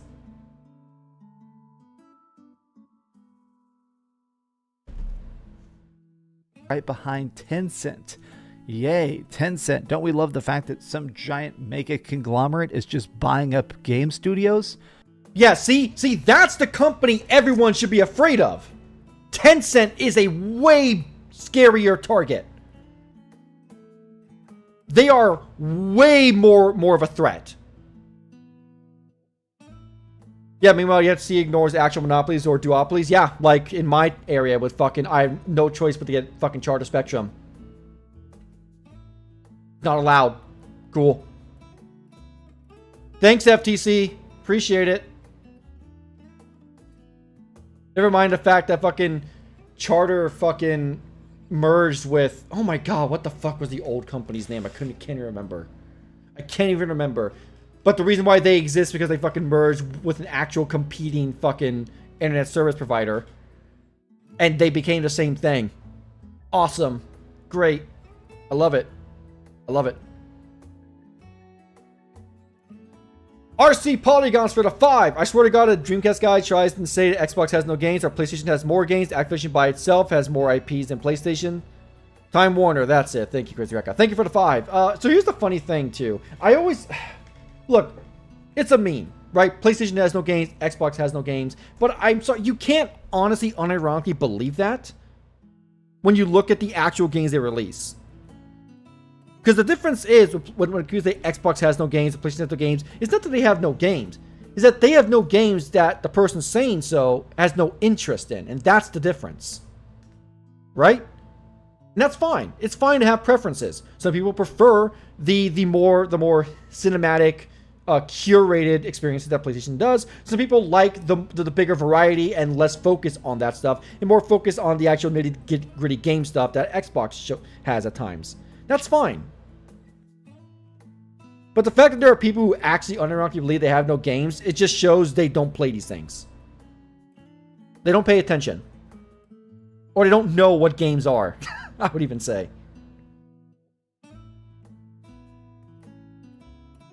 Okay, so let's talk about this because some people initially... Oh yeah, I saw... Yeah, Nightblade, that's a good point. Yeah, I saw that Disney was trying to fucking buy EA, which is... Ugh, no. I do not... Like, people who are saying that Disney should buy EA because of how EA's, like, management of their studios is kind of shit. We're talking about a company who, when they had a successful gaming division, shut it down. And just kept all those IPs for themselves. If Disney takes EA, EA will be dead. And all their franchises will be dead. 100%. Like, not even close. are very much celebrating. People are happy because in the short term, this is truly fantastic for Xbox Game Pass. The sheer amount of stuff that's about to get added to Game Pass is absolutely insane. And I'll be honest. True.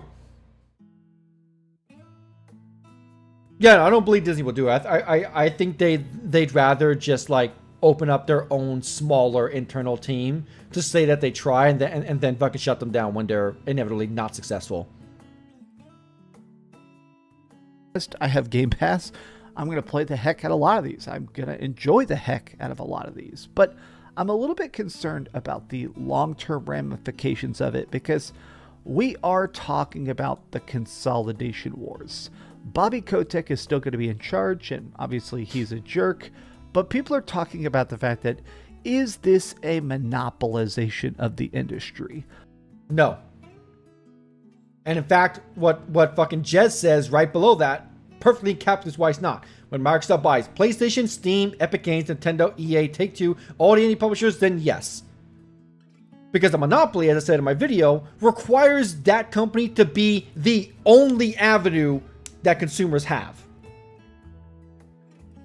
But even with this buyout of Activision Blizzard, there are still numerous third-party developers. People underestimate how big Ubisoft is, how big Take-Two is, how big EA is. Hell, I said this in my video and I'll say it again here. Focus Home Interactive has actually gotten pretty damn big lately. They are publishing a lot of games, to the point where I would call them a pretty big publisher now.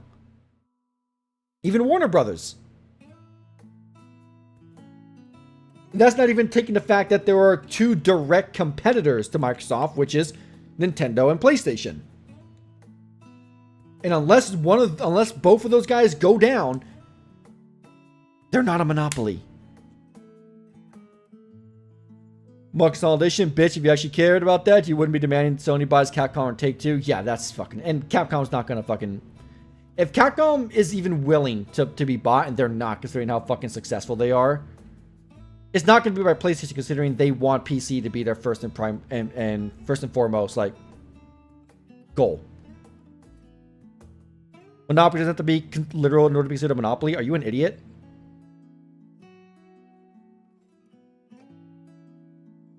What the fuck are you talking about? A monopoly doesn't have to mean what the word means for it to be that. Are you serious?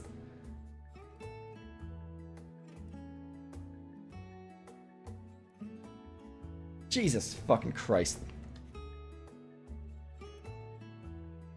They actually cared about consolidation. They would go out there and bridge with Tencent. Yep. Grab you and Dave should play Monopoly on Steam. Ooh, that's actually a good idea. Unfortunately, the Monopoly game I think is published by fucking Ubisoft, so that ain't happening. Fuck that. Microsoft has literally trillions of dollars, and they've talked about having so much money. Microsoft has also admitted that they are not profitable. Xbox has pretty much never really been in the green. They're always losing money. They're just buying studios because they're hoping that eventually it makes money. And the reason that makes me nervous is because as big as Call of Duty is, as big as World of Warcraft and Diablo are and stuff like that, I am concerned that their size, their unwieldiness of these studios are what are going to cause Microsoft to possibly start doing mass firings.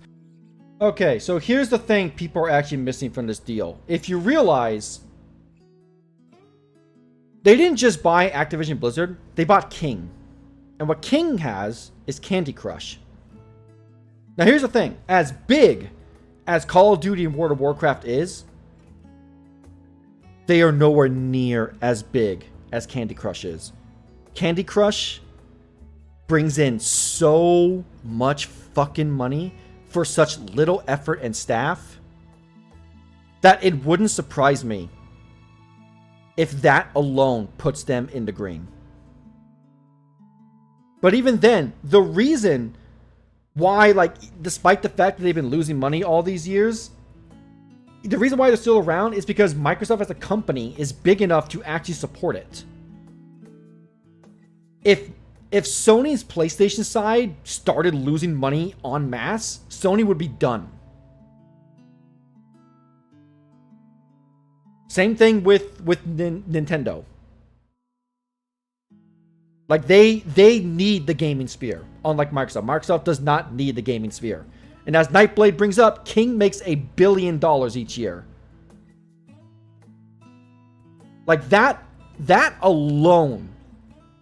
Like, that's the thing. People don't understand. They didn't buy Activision Blizzard for Call of Duty. It's a nice get, but that's not the reason. They bought it for Candy Crush. One thing that baffles me, and why are fanboys still concerned about how much money their companies make? They shouldn't care about the games and not the profits. Exactly! Unless you're a shareholder and you own stocks, you shouldn't give a shit about how much money a fucking billion-dollar company makes. Who gives a fuck?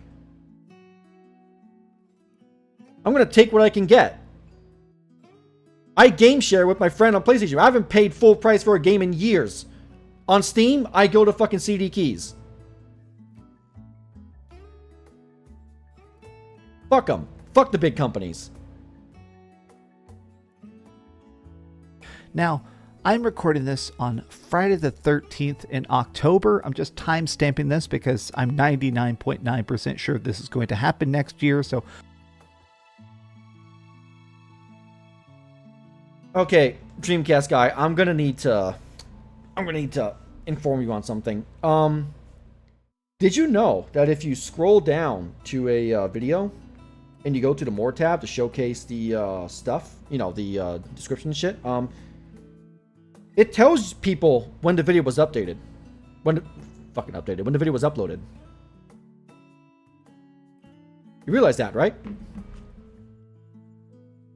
You don't need to timestamp the video because the video is already automatically timestamped the moment you upload it to YouTube. Come on, my guy. We'll be surprised someone tries to stop game sharing. So here's the funny thing about that, Jacob. The game sharing on PlayStation used to be a lot easier, actually. You used to be able to do it with, I think, up to 4 accounts on PS3. Because I did it. Then when PS4 came around, they limited it to 1. And I think that's fine. Especially because the way it works. Like, there is no way, I don't think there's a way they can actually stop it unless they just revoke game licenses from the player.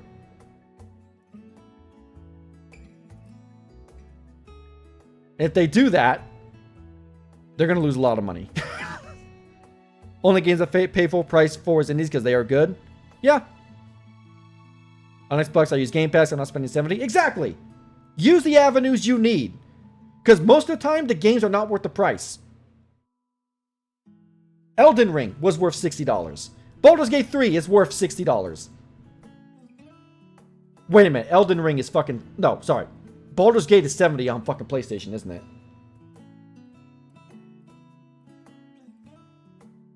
It's like he thinks he's recording a Mass Effect style time capsule. Yeah. consider this my crystal ball moment.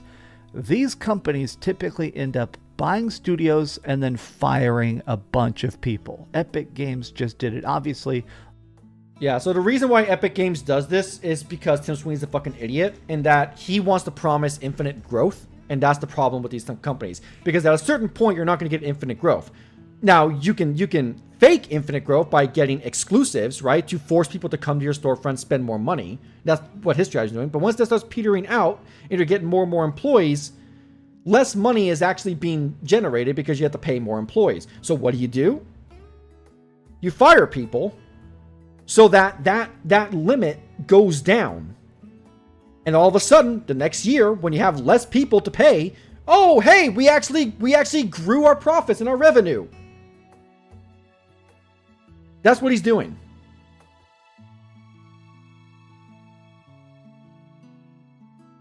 And here's the thing, too. When it comes to, like, firings, we know there are a lot of fucked people in Activision Blizzard. So as long as they're the ones who get the boot, I don't give a fuck. But the truth is, some people who don't deserve it are going to get booted too. Because redundancies in positions, it becomes that whole sort thing, right? But let's not pretend that Microsoft is the only one doing it. Epic Games is doing it. CD Projekt's doing it. Fucking Naughty Dog started laying off. It's just happening everywhere now. And I gotta be honest. Oh, RC Polygons for the 5. I might be wrong, but I think King brings half of over ABK's profit, so King is the king of the acquisition. That wouldn't surprise me. But yeah, no, King is the big get. That's the thing they wanted.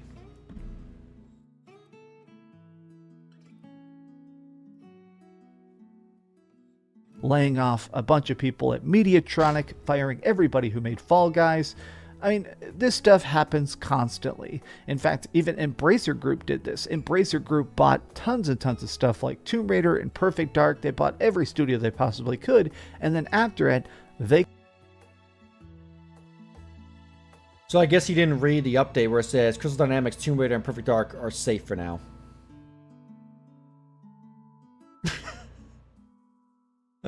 God for fucking bid, right? God for fucking bid. Closed most of them, canceling games in development, laying off staff because they messed up a $2 billion deal.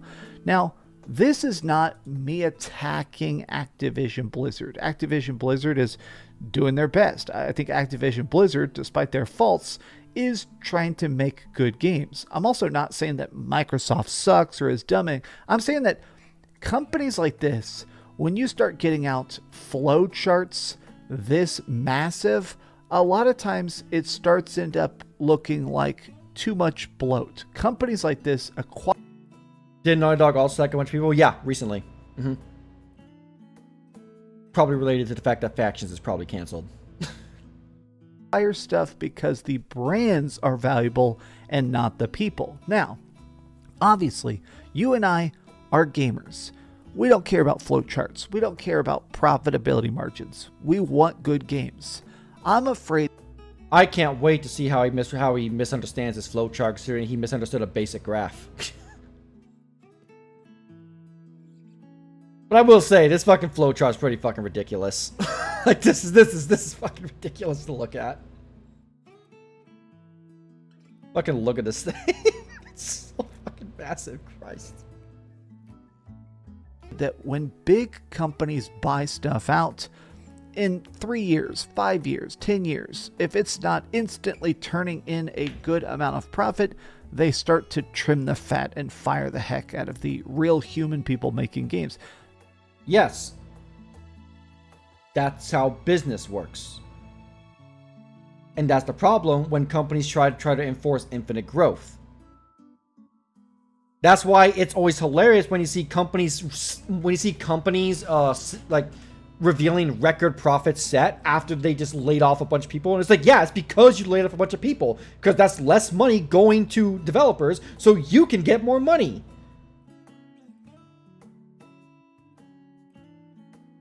This is why I say these companies are not your friends. Don't pretend they are. Don't simp for them. Like I said in my video, and I said it here, the only reason I am glad the deal went through is because hopefully it means better working conditions for the people who suffered at Acvti-Blizz at the hands of the several fucking sexual assaulters who created a toxic work environment, and Bobby Kotick himself, who, if I remember correctly, threatened a fucking pregnant woman with death. Or how about the fucking employee who had to go on a vacation trip with her abuser and ended up killing herself? Get those people out. Get them out. Blacklist them. Although that's not gonna fucking happen. Even though they fucking should be. Yay, threatened Evans assistant killed. Yep. So I don't care if this buyout happens if it means those guys are gone. Get them out. Create better work environments. And for what I understand too, 60 days after this buyout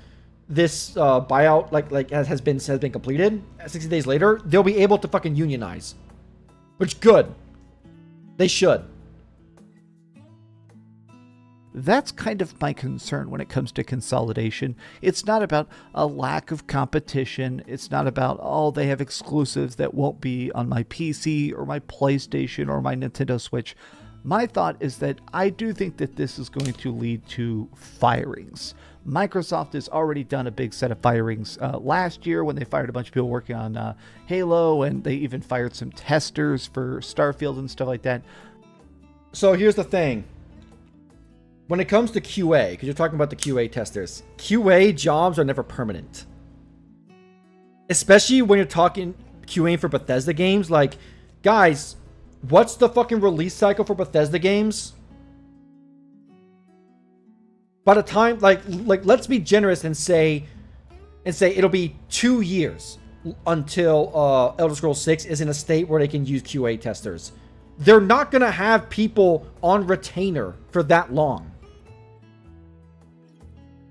When you're working QA, from what I understand, you're pretty much constantly going around to multiple studios.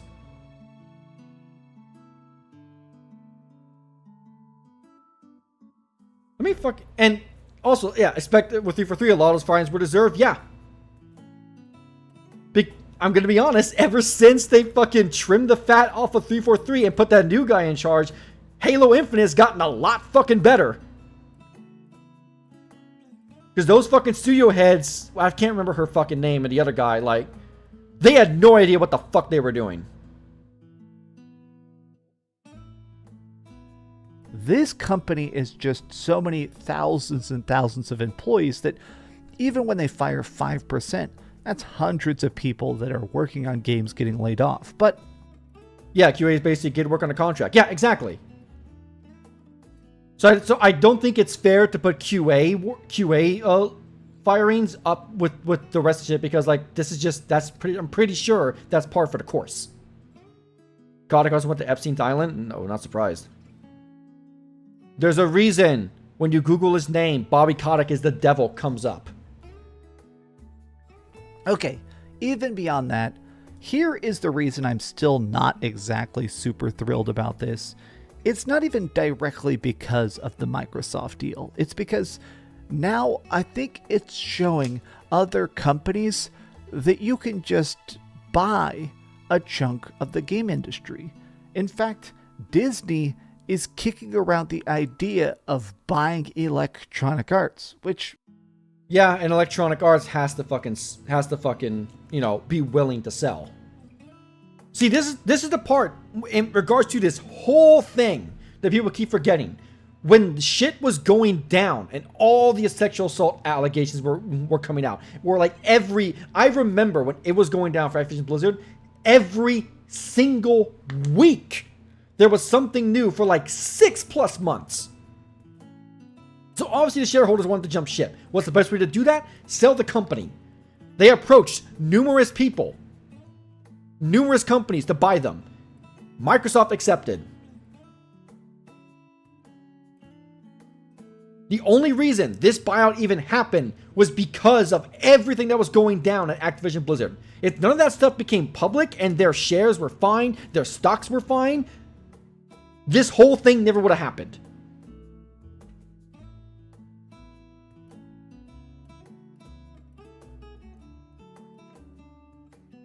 Let's not pretend like buyouts are new, too. Let's not pretend buyouts are new. These companies have been buying other developers or companies for like years now.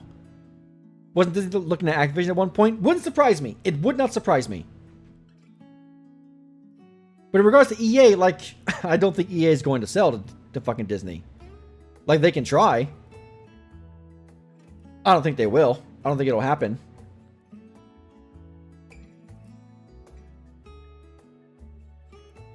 Very obviously, most people are not thrilled about. Disney sucks. Yeah. Even if you love the MCU.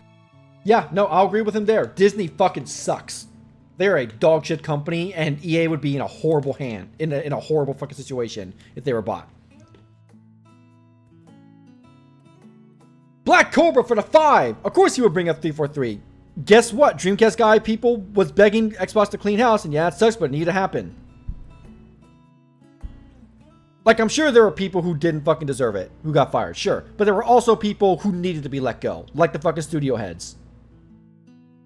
MCU is garbage? Yeah. Yeah. Oh, man. Even if you love Star Wars and stuff like that, look at their general output. I used to like Star Wars a while ago.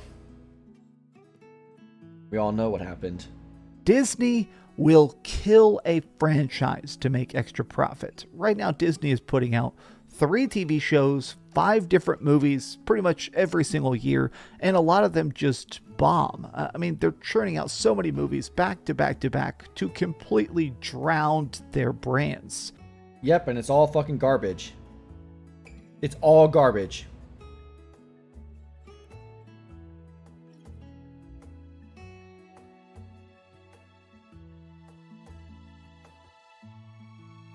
Yeah, why do you think they're unionizing, my guy? Maybe it's unfair working conditions for little return, not providing proper fucking wages for the work they're doing, the obscene amounts of crunch that happens in these companies. Man, why do you think these people want to fucking unionize?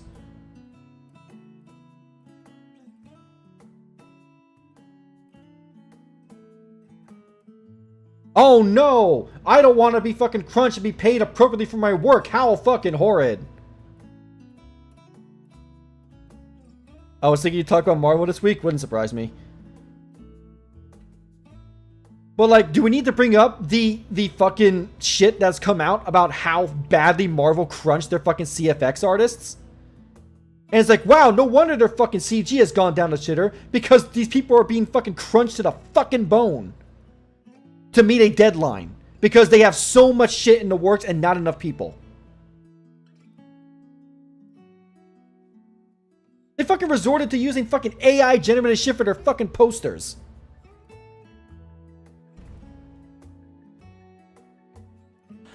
My thought is that if freaking Disney buys Electronic Arts, they're going to do that as well because they don't understand Yeah, they will kill EA, which is why EA is probably not going to accept a buyout. Remember, both the companies have to be willing to sell. content release schedules. A company like Disney is not able to understand the fact that we enjoy great games with good polish, good scope, good pricing, but they need a chance to breathe, hype a game up, release. Oh, Browncoat Loki, welcome to the Crustacean Nation, my man! The Discord link will be under the memberships tab on my channel. Move on, start working on the next thing. Dragonborn, he's basically talking about how like the Activision Blizzard deal might have paved the way for this. But I'm sorry, like I feel like Disney would have tried to do this regardless. I feel like even if the deal got blocked, Disney would still try to do this.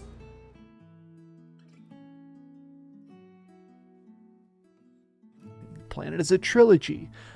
I guess my thought is I do kind of agree here with Ryan McCaffrey. This would be awful for gamers because we basically lived this reality. All Sacred needs no permission or agreement. My guy, unless they're permanently in the red and it's either sell or close, they'll be fine.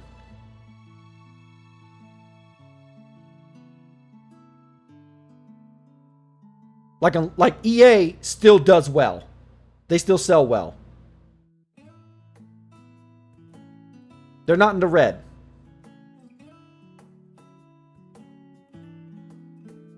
And considering that they're trying to court CEO Bob Iger, means that, no, they need him. And if he's not going to do it, well, guess what? It's not going to happen.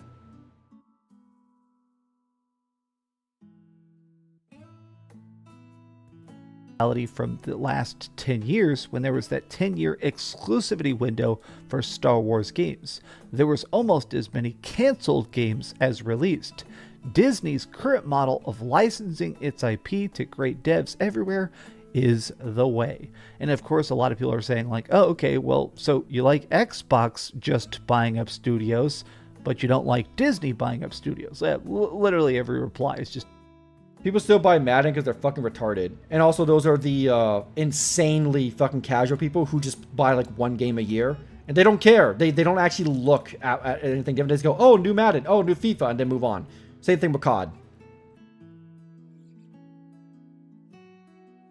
It's about how, obviously these big outside studios just buying everything up. A lot of Xbox people love it when Microsoft buys everything. In fact, I'm sure there's a lot of comments on this video of people happy that Microsoft is just buying up every studio they possibly can. But man, I'm getting bored by this. This is a really weird tangent.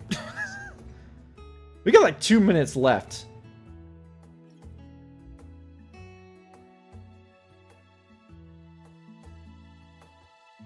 Yeah, I think it's time to move on. This is just... He went on a really weird tangent.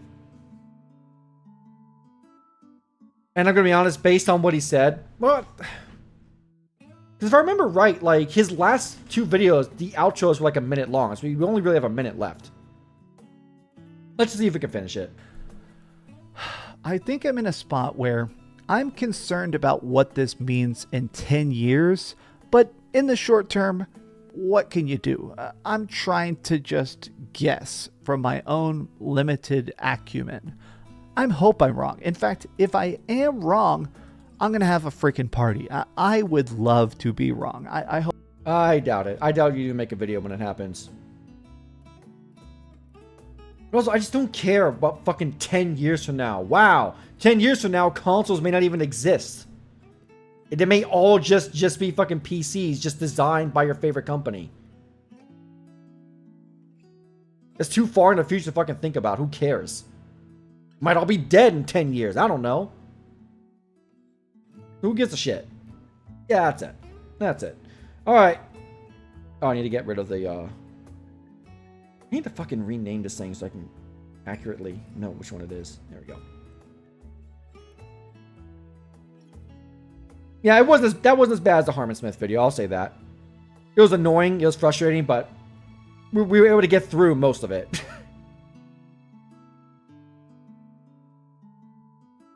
Oh, absolutely, Rose Pardon. Yeah, they definitely gotta chill the acquisitions now. Yeah, they should be sated by now. And honestly, if they try to go for someone else, I doubt the government would even allow them.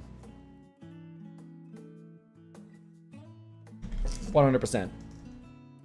Name the mole rat Steve. Looks like a Steve. Yeah, that's fair. That's a good idea. Let me do that before I actually forget to rename.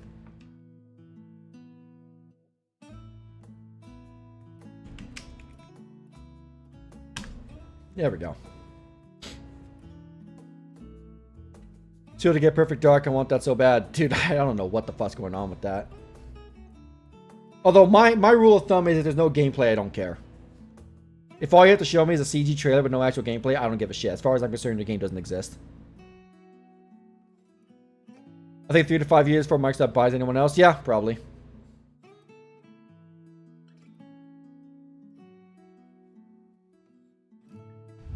So The Last of Us 2 apparently has a remaster in the works, and with a steady stream of what feels like big titles getting remastered and remade, a lot of people are asking the question, why? Some people are being critical about this. Some people are getting excited about this. It's sort of... Yeah, only an idiot would get excited for this because it's such a fucking worthless thing. Which of the big three will stop making consoles first? I don't know. Could be Microsoft, could be PlayStation, could be fucking Nintendo. This guy's DSP Jr., you know it. It's like an hour long? No, it's 15 minutes. Like, here's the thing. There's a reason people are critical of the idea of a fucking remake or remaster of Last of Us Part 2. And the reason is because the remake of the first game, which had objectively less content than the remaster that came out on PS4, which runs, I believe, at 4K 60 and has the multiplayer, lost the multiplayer and gave you, wow, animations for the fucking weapon bench, 6 shirts for Joel, while Ellie gets a fuck ton of cosmetics. Wow! What a deal! $70, please. And they'll do the same for fucking Last of Us 2. And the thing is, if Last of Us 2 was still locked at 1080p 30 on PS5, and this was a $10 upgrade avenue, it'd be more reasonable. But Last of Us 2 runs at 1440p 60 on PS5. There is no fucking reason for it. Last of Us 2 came out 3 years ago. What kind of game gets a remake 3 years after the original launch? Exactly. See, here's the thing, too. It all depends on if is it a remaster or is it a remake. Those are two very, very different things. Those are two very different things. Because, like, what the... It can't be a remake, because what the fuck are they going to remake from the ground up?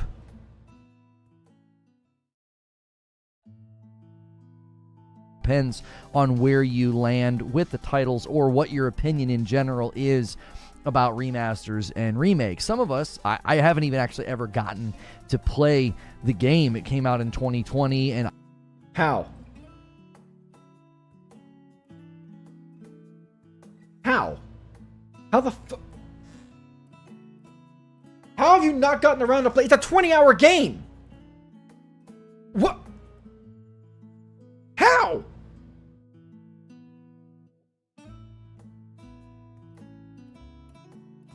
Dude, I can't. I can't. Are you serious? It's not even just Sony, Rogue Spartan. Everyone kind of does.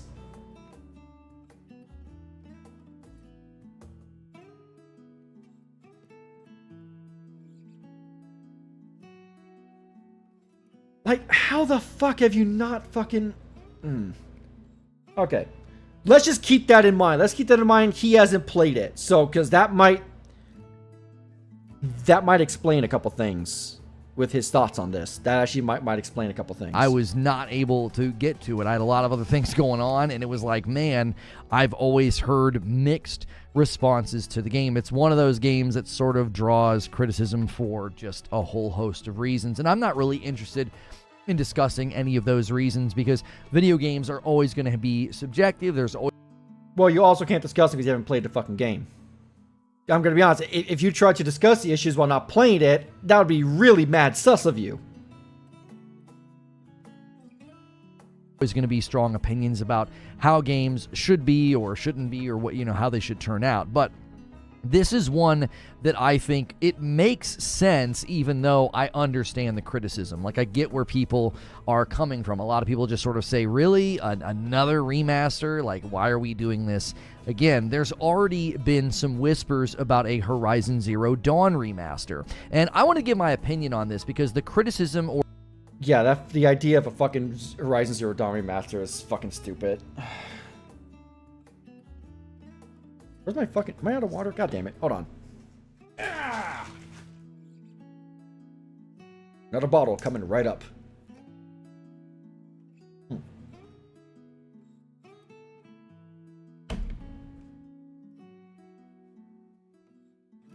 Yeah, his hairstyle is weird, right? Like, it feels like it's airbrushed.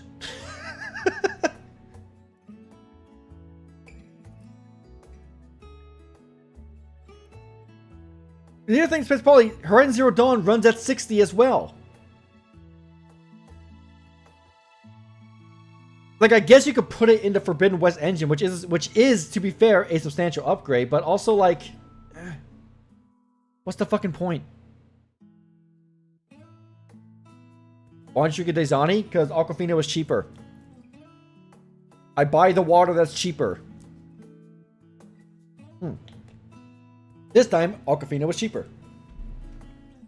Or sort of the critical view of remasters is growing, and I think this is going to be a common theme because we are now in this next generation, and so many of the previous titles can tap into what these They should have done a Jack and Daxter remaster, just the money grab. So it's funny you bring that up, Arapop, because when it was revealed that they were remaking The Last of Us 1, that wasn't the initial idea. Initially, they wanted to do Uncharted 1, which I would say makes sense, because Uncharted 1 did not age well. A lot of Uncharted 1 sections, especially that fucking water ski or jet ski section, is fucking abysmal. But the reason why they went for Last of Us is because, and I believe this was the lowdown from Sony, not Naughty Dog themselves. But it's been a while, so I'd have to look that up to confirm. But for right now, let's just say for posterity's sake that it was Sony who brought this down. The Uncharted 1 remake would have been more expensive and taken much longer. Meanwhile, Last of Us, all they really had to do was just drop the first game into the second game's engine. It's cheaper, it's faster, and Last of Us is hot right now, so you can make a quick buck. That's the reason Last of Us Part 1 exists. Because it was cheaper to make. Consoles can do, and especially when we're seeing now that gap, being a bridge built between PC and console, PlayStation wanting their games to sort of be in both places.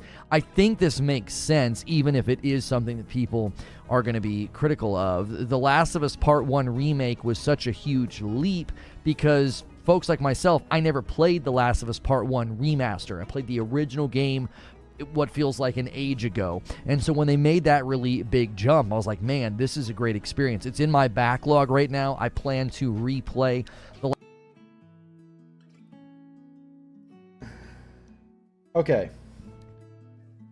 So, the reason Last of Us Part 1 needed a remake to come to PC, and I can do this often, is because like the PS3 code is a fucking nightmare. Right?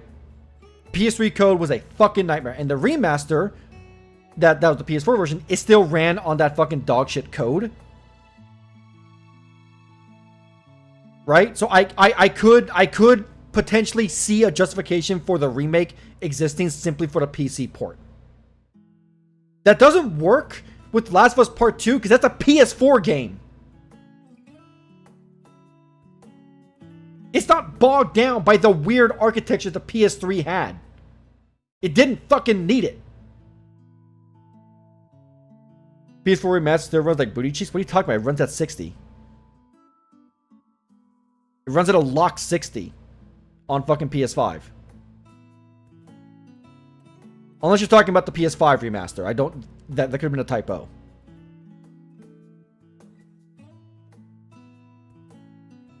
Amazing I went with that instead of finishing factions, but everyone should have overlooked that. Yep. Fucking... Dude, all they had to do with factions was just put the fucking first games... Just put the mode and just make it with 2's graphics and gameplay style. That's all they had to do. That is all they had to do. It was that simple.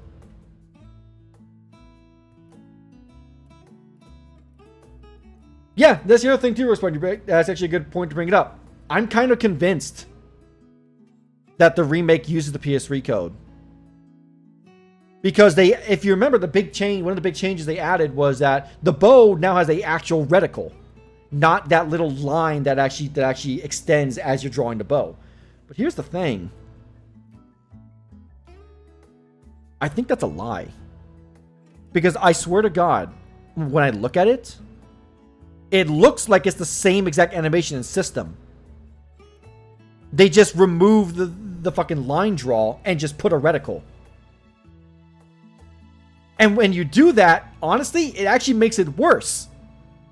Because it actually tricks you into thinking that it's going to hit when it's not.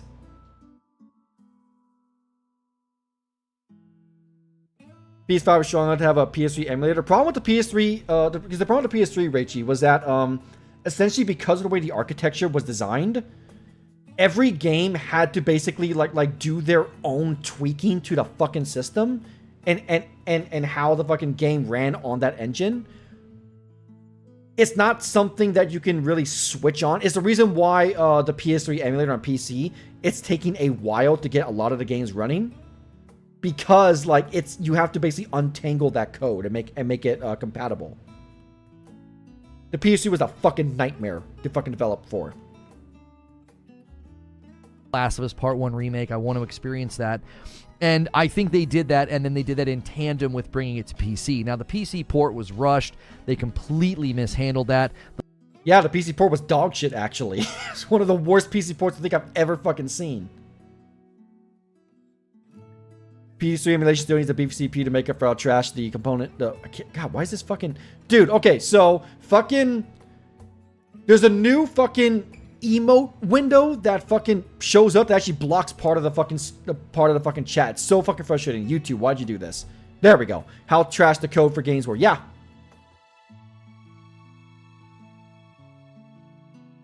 PS2 had a similar structure, but didn't seem as bad. Yeah, I don't know. It's I forget the minutia because I learned all this like years ago, right? So like a lot of the more technical terms escape me, but yeah, the PS3, like the way they did it was like it was something that like it wasn't really done in the industry before, so like it's kind of like state of the art, I guess you could say. But that also led to the problems with developing for it, as well as its absurdly increased cost.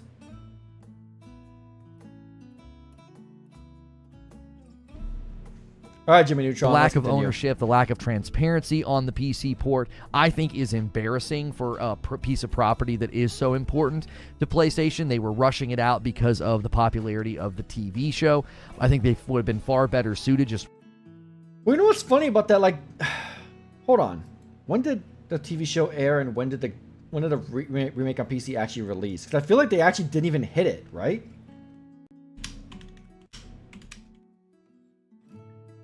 Oh my god, fucking why is this shit like this? Us Part 1 release date. September 2nd, 2022. Okay, that's when it released on PlayStation 5. Okay. Now let's look at the show release date.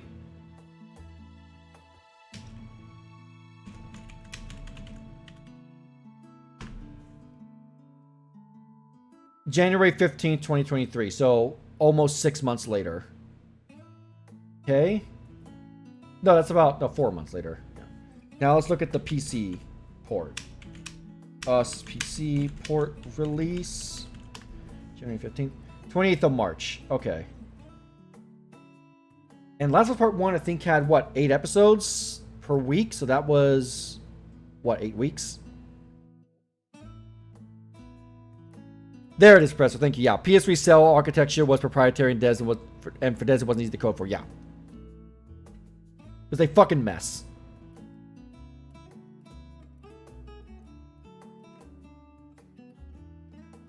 Wasn't the PS3 designed to be prevented from being emulated, which is why it's such a nightmare to work with? I don't know about that, but it wouldn't surprise me. Waiting, because now that thing's sitting there with a pretty bad score on Steam, and it's hard to shake a bad score, especially when you burn people that are the most committed or the most excited to play your game and they buy it and it's a terrible state. And I don't think it's easy to walk that back, but that I do feel is tied to this, right? I think other people are looking at this and they're just excited to play an up-to-date version of the game. Maybe they never played it, but there's also that idea that they're doing this to work in tandem with the PC port. Okay, oh, hold on. Is he talking? I may have to rewind it because I don't know if he's talking people being excited to play this updated version, if he's talking about Part 1 or Part 2, because there's nothing to update in Part 2. The only thing they could possibly do for the Part 2 remaster is 4K and the fucking controller effects. That's it. Unless they magically add factions in, what the fuck could they possibly add to make it worth it? I have to assume, like I said, I may just, he's talking about part, God, why is this fucking, dude, this stupid fucking emoji icon that I can't get rid of, fucking hell. He's talking about part 2? Are you a fucking idiot, Reforge? PS3 and Saturn have proprietary architecture, and that's why emulation for both took so long, and on PS3, some games ran like ass like Skyrim. Oh, trust me, I'm well aware of how fucking Skyrim ran on PS3. I am acutely aware.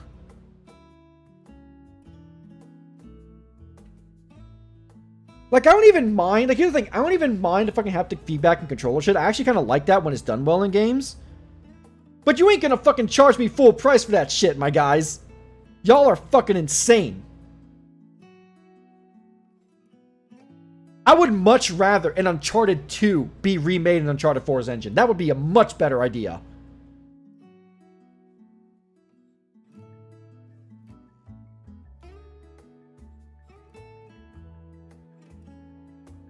Like, that would be fucking great. Haptic feedback shouldn't even be an upgrade, I'm gonna be honest.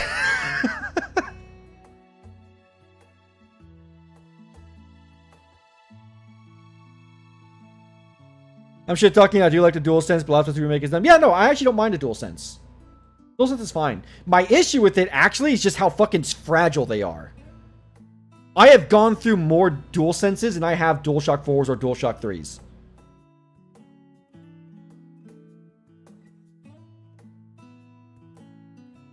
Of course it's a gimmick, but it's a nice gimmick.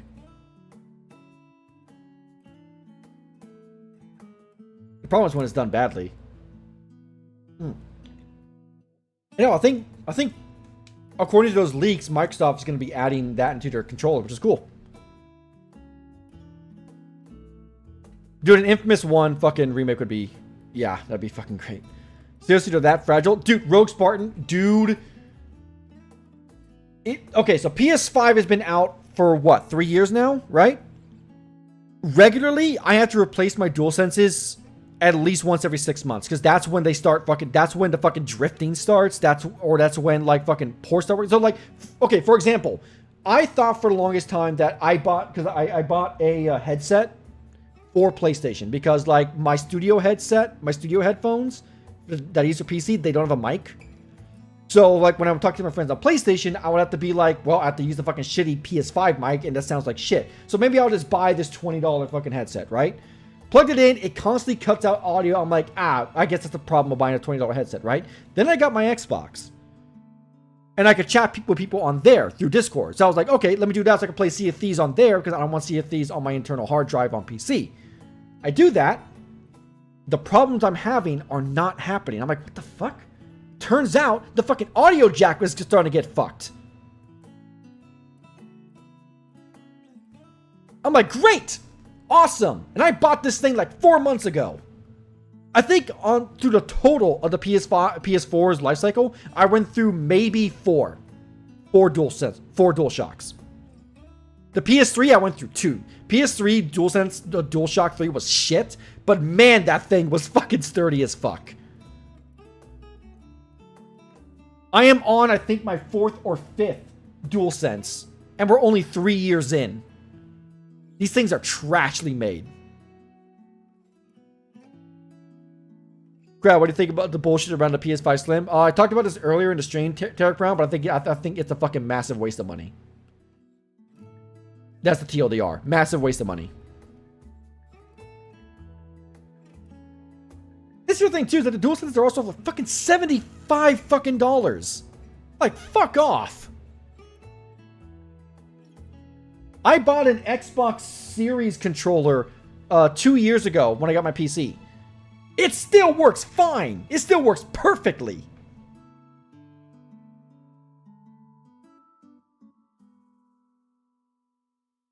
The only thing I don't like is using the using the Xbox controller when I'm playing Souls-likes, because the bumper feels weirder to use compared to the DualSense or DualShock. I never say people that prefer DualSense to PS games or mouse keyboard. Yeah, that's just crazy. You know what's funny? There is a way that controllers could feel just as good with first-person shooters as mouse and keyboard, and that is just using the fucking gyro aiming. I play Splatoon 2, that shit with gyro aiming feels great. And I wish more companies on PlayStation would fucking use it.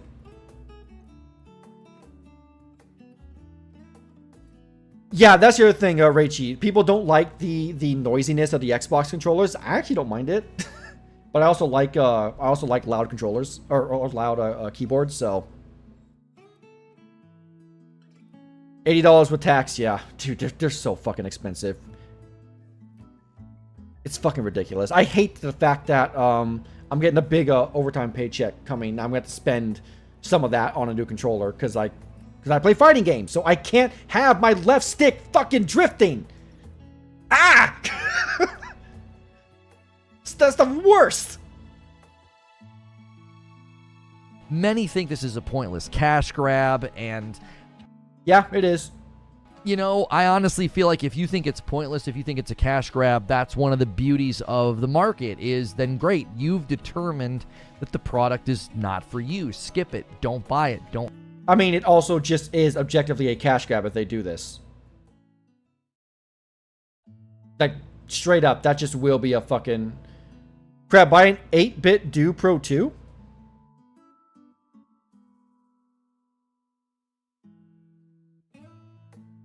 What is that? Hold on, let me look that up. 8-bit Do Pro 2. Pro 2. Look like...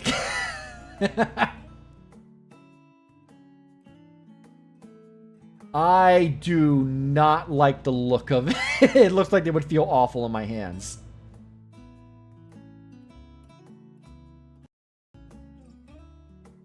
Wait, this is for Switch?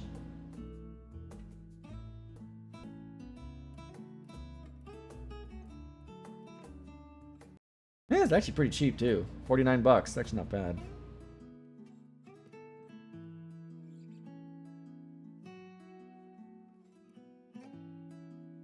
Okay, can this thing close? Thank you.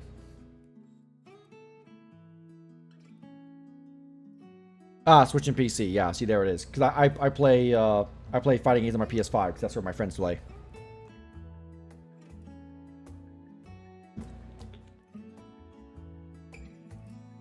My only one with the big problem with the PS5 left trigger becoming loose. I haven't had that pip, but I have heard that happen. I think it happened to a friend of mine. Yeah, that's what. Dude, they're so fucking shoddily made. You know what's funny? When they revealed the fucking dynamic triggers and the haptic feedback, my first thought was, I feel like these are going to be more fragile, or they have more potential for things to go wrong. And lo and behold, here we are.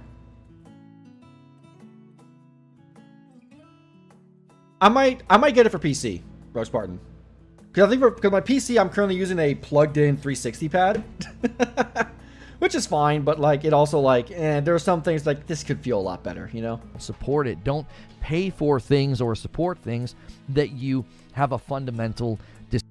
How big are your hands, Crab? Let me put it this way. The Joy-Cons are incredibly uncomfortable for me to use. Like, my hands actually cramp up using them.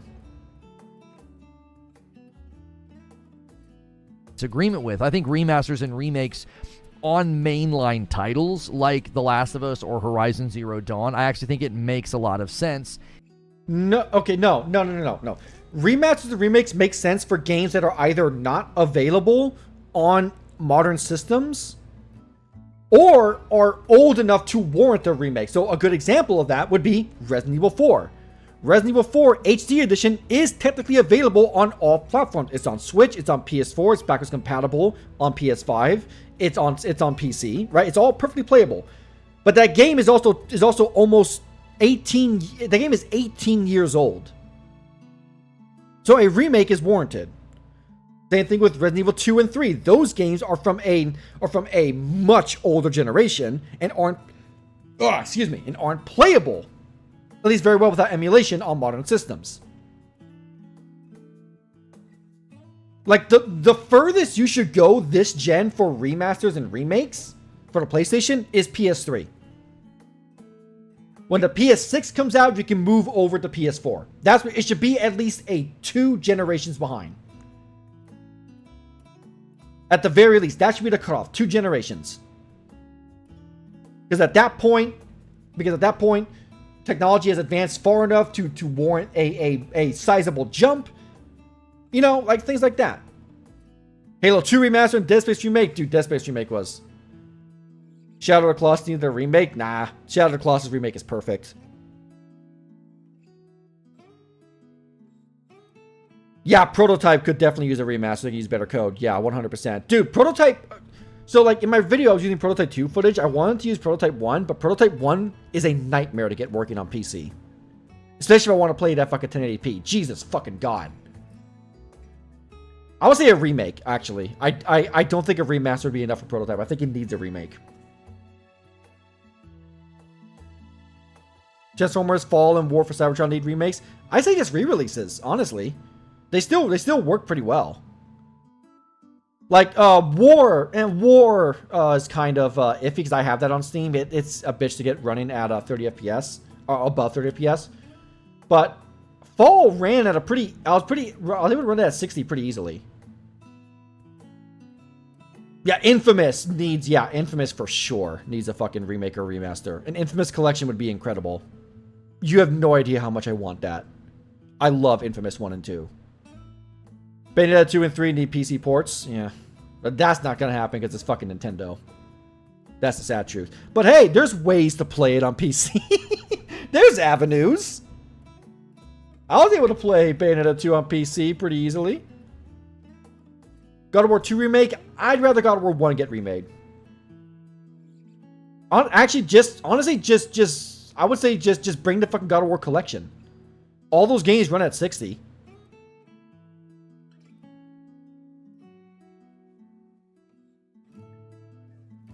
And honestly, like I said, I played and beat, I actually beat Prototype 1 earlier this week. So it's fresh in my mind. That game is a lot of fun, but it needs improvement in some areas. It's the same problem. It's the same problem I actually had with Force Unleashed when I revisited it recently. And that is, man, you can just get stun locked and just insta killed into combos because you don't have iframes when you're knocked down. And it makes some of those missions incredibly difficult for no reason because the game just takes control out of you. And that shit fucking sucks. Hell, you know what I would like? I'd like a fucking Drakengard remake. That'd be fucking great. I would love a Drakengard remake. Or Drakengard 3, fuck it. Yeah, Ultimate Destruction was made by the same guys. That's why. They literally took what they learned from Ultimate Destruction and just made Prototype. If you think about it, the PS5 is able to hit such a great level of quality, and then it makes the PC port a more natural pairing, a sort of more natural flow. I think what they're doing is they're creating a baseline. They want all of their major first-party titles to be at PS5 quality, and that once again, in terms of graphics, there is really not much more they can do to Last of Us 2. I'll knock on Last of Us 2 for its story and its characterization and what they've done all day long. I'm not going to knock on it for fucking graphics. Last of Us 2's graphics are incredible. And I really don't think they can do much. The reason why, to you, Last of Us 1 was substantial because you went from PS3 to the remake. So yeah, of course. But Last of Us Part 1's remake was made with Last of Us 2's graphics. There is nothing there to do. What were the games that happened before fucking hell. What happened before Nier? Drakengard 1 and 3. We don't talk about 2. 2 was not made by Yoko Taro and is just bad. Drakengard 1 and 3 those are the ones.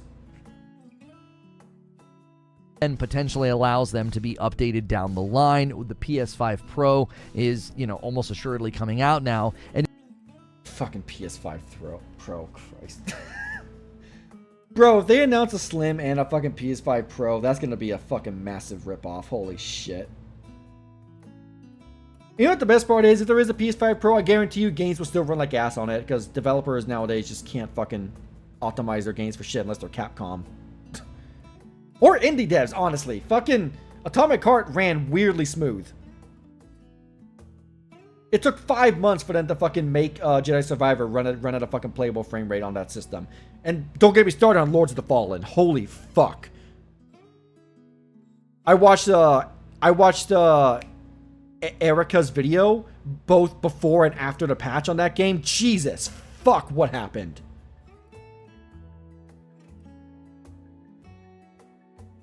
What the fuck did they do? Dude, Resistance. God, yeah. Honestly, Killzone 2. The PS3 Killzone games and the Vita Killzone game.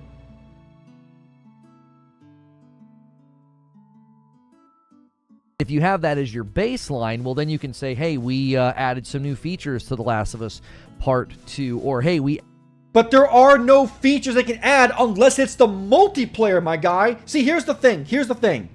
If Last of Us Part 2 Remaster comes out, right, let's say it's $30 and it comes with multiplayer, okay, you justified it. Even though it should just be a mode you can buy for the PS4 version, okay. You added something, right? But that's not going to happen. The only thing they can add is the controller stuff and natural 4K, native 4K. That is it. Resident Evil, Code Veronica, and 1 deserve remakes. Code Veronica, yes. 1, no. RE1's PS4 remake was perfect. I do not want an RE1 remake. We already have one. It's perfect. They don't need to do anything. Code Veronica, yes. Outbreak, fuck yes. But we all know we're probably getting 5. In fact, they honestly might integrate Code Veronica's story into 5 based on the ending of the Separate Ways DLC. Exactly, R1 already had its remake and it's perfect. Oh, Meat Pie for the 5 Australian. In my opinion, I think what remakes and remasters should be is take games that were underrated and even bad games, but have potential to be really great games. So here's the problem with that, Meat Pie. It is really hard to convince people, to convince your higher ups, and specifically shareholders, to remake a game that was badly received. And you're not going to convince people to do that. In fact, I heard that Shadows of the Damned is getting a remake or a remaster, and I'm genuinely surprised. I don't know how the fuck that actually got greenlit. Unless Suda's unless he's funding that entirely himself. Man, thank you, bot, for being super on time as always. But you're gonna be hard pressed to actually convince them. Didn't you stream 5? Yeah, with Dave. added some new features to Horizon Zero Dawn. If they have that baseline, they could push out free updates, maybe add some more ray tracing, cinematic lighting. Yeah, the ray tracing, that's ass on consoles. You know what's funny, guys? I actually, because I've been playing Cyberpunk on PlayStation right now. Like, let me just see what the ray tracing mode is. And I thought I was going crazy because I couldn't see a fucking difference. I literally could not see a goddamn difference. I was like, what? Am I going crazy? My eyes is getting bad? When I looked it up, oh, Cyberpunk only has local shadow ray tracing on console. It's not reflections. So I'm like, why the fuck would you play that? Who gives a fuck? Also, yeah, 30 FPS is not worth it. You'd basically put on the quality mode for fucking screenshots.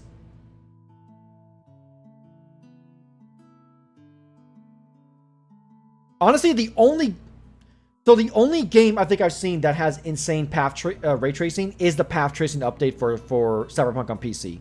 Because I've been watching a streamer, I like to watch Pat Stairs at, like, he's finally checking it out, and I'm watching him play it with full path tracing, and Jesus Christ, I honestly think Cyberpunk with path tracing is the best looking game I've seen. It is insane how good that shit looks. Oh, Black Cobra for the 10! I'm watching the ABK trailer and Alex Mercer is in there. He looks really good. I'm looking for the same image and I can't find it. I swear to God, if Xbox sees they're remaking a trailer, it's probably taking, if this is what I think it is, I think it's taking the opening cinematic, where he looks like way better than he does in game. Oh, Dragon Ball said this from the game's intro? Yeah, okay, that's what I thought. Yeah. Different things they could do that they weren't able to do prior to this generation, and they've got a lot of mismatched titles now. You've got this amazing quality in Horizon Forbidden West, especially in Burning Shores, but then you have Zero Dawn, and they're not that far removed from each other with respect to performance. God of War 2018 and God of War Ragnarok, I think, are closer, and that's why they were able to just do an update for God of War 2018. Okay, I will give him this. I do think they're, like, going back to Zero Dawn and Forbidden West, there is a substantial difference. But I also, It runs at 60, man. I don't think you're gonna be able to convince people to buy a full-priced remake of Zero Dawn in Forbidden West engine. I don't think that's going to happen.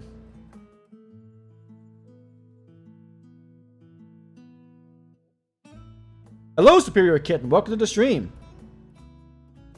Oh, Spyro 2. Oh, Spyro will come back. That'd be nice. Yeah, I'd like a new fucking Spyro game, especially after how good those fucking remakes were. Oh, Black Cobra for the 2. I thought so too, but it looks so different. I'll have to watch it, but I'm pretty sure it's from the opening cinematic with the 4K checkerboard and the 60. Well, that's the thing. Yeah, no, that's the thing. Yeah, they look fine. Like it's definitely noticeable, especially when you go to the dialogue stuff where like Aloy's just so fucking stiff and like Aloy looks like she's made of plastic in Zero Dawn. Right, but it still looks good, but like it's definitely not as good as Forbidden West. But I don't think it's gonna be worth. It's not worth it. I feel to do that, especially if you're gonna charge for it, right? If it was like a free update, like if it was charged to people who don't have for Zero Dawn, but people who own Zero Dawn like just get a free upgrade, right? Okay, because I'm gonna be honest, you shouldn't charge people for a fucking PS5 version, $10 or no. If I owned a game, let me play the better version. I got, hold on, I can actually look at my Steam library. Was it? Yeah, I own Metro Exodus Enhanced Edition for free, just because I own Metro Exodus. And I believe there's another game. I have so many games I don't want to fucking scroll through it. But like, you can give people the enhanced versions for free without having to charge them, without being scummy. And then just charge for the new version for people who don't have the base version. This patch extra animation, it did that for Doom Eternal and the campaign DLC. Yeah, but the problem with that, worst part is that it is based and Naughty Dog isn't. Oh wait, we're talking about Horizon. Fuck, Gorilla. Yeah. Fuck it, you know what I'm talking about. The FPS. Seemingly, they don't want to do that if they're remastering The Last of Us Part 2, which is interesting because it came out after God of War 2018. It came out in 2020. So I'm not really sure if they're thinking about this in the realm of, well, we want to capitalize on the show's popularity. Are they trying to create a newer baseline for features for the future of PlayStation? No, they want to make as much money as they can for as little effort as possible.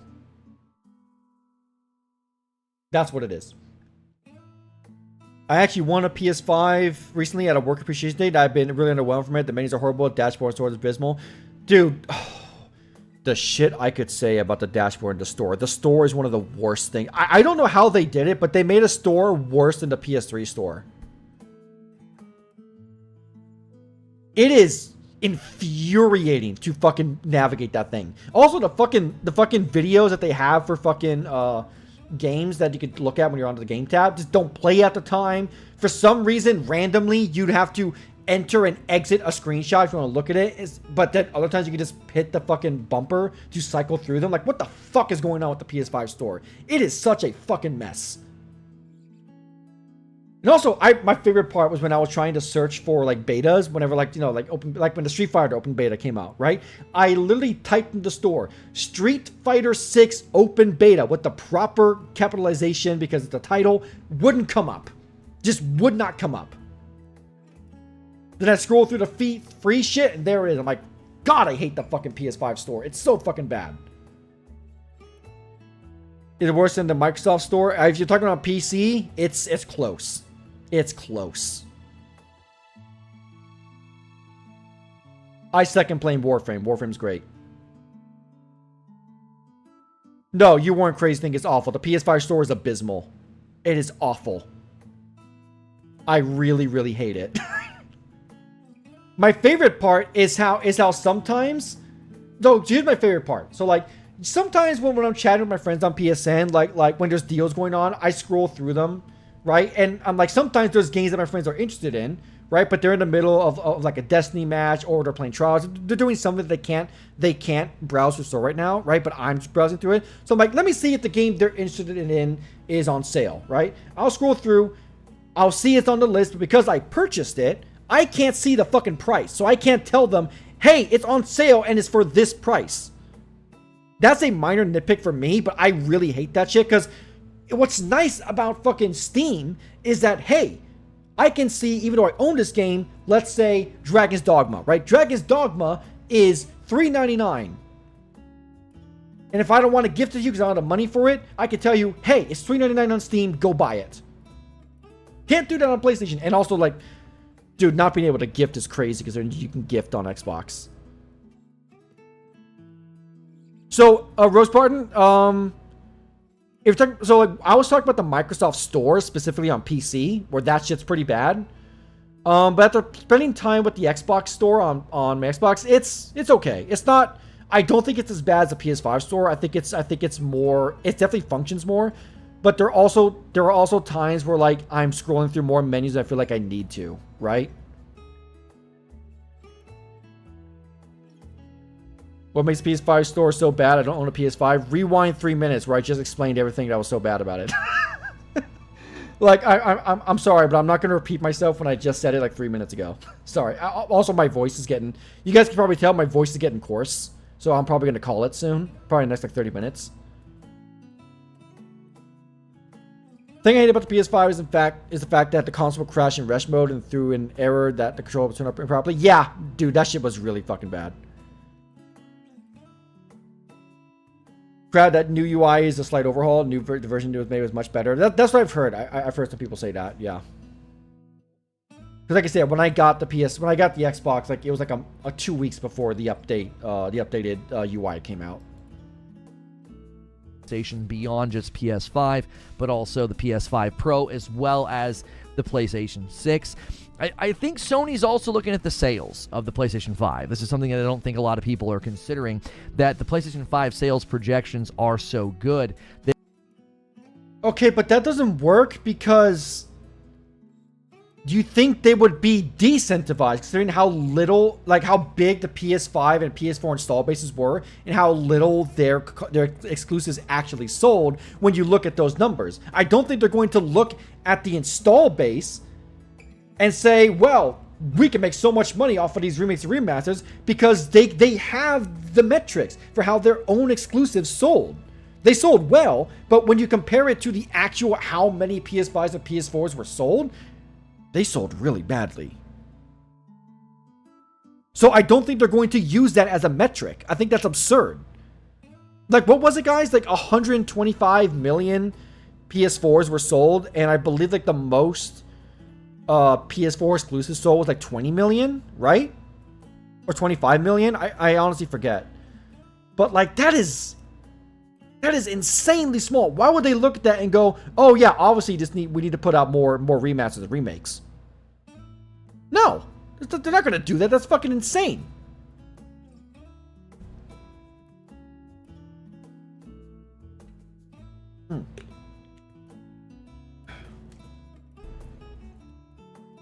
All right, let's continue. They are likely picking up converts. They have brand new customers that don't have the backlog that you might have. I think that's one of the reasons I get a lot of criticism from both long-standing PlayStation fans as well.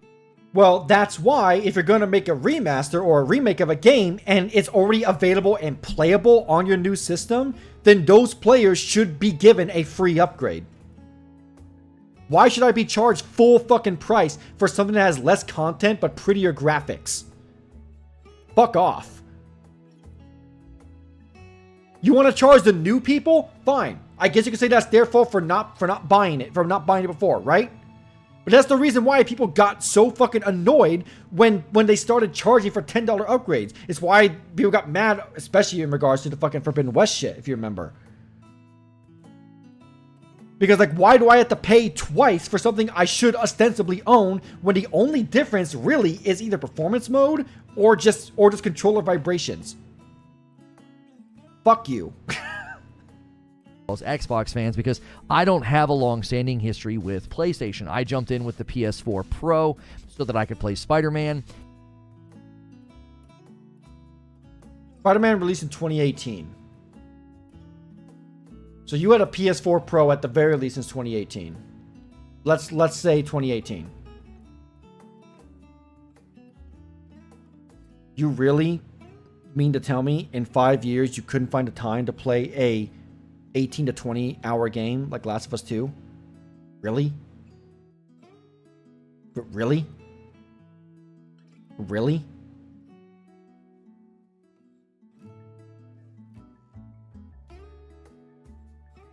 And then I played God of War 2018. But I don't have this crazy backlog of games. I also don't have this crazy backlog of history with PlayStation, so I've been less critical about backwards compatibility and the lack of support there. Yeah, see, I'm sorry, that's a piss poor excuse. Just because you don't have the backlog doesn't mean you shouldn't be critical of it. I don't have a massive backlog for Xbox games. But I'm still going to say, hey, they did a good job with that, but they need to do more and bring that shit back. If I want to play my PS3 games, the fact that I have to pull out my fucking PS3, dust it off, plug in the fucking shitty HDMI cable, play with that shit is awful. Same thing with the fucking Nintendo stuff. Oh my god.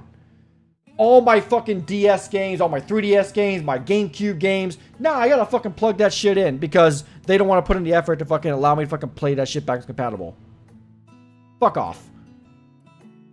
You don't have... Vermilion has joined the Crustacean Nation. Welcome, good sir. Be sure to join the Discord via following the link in the members tab on my channel.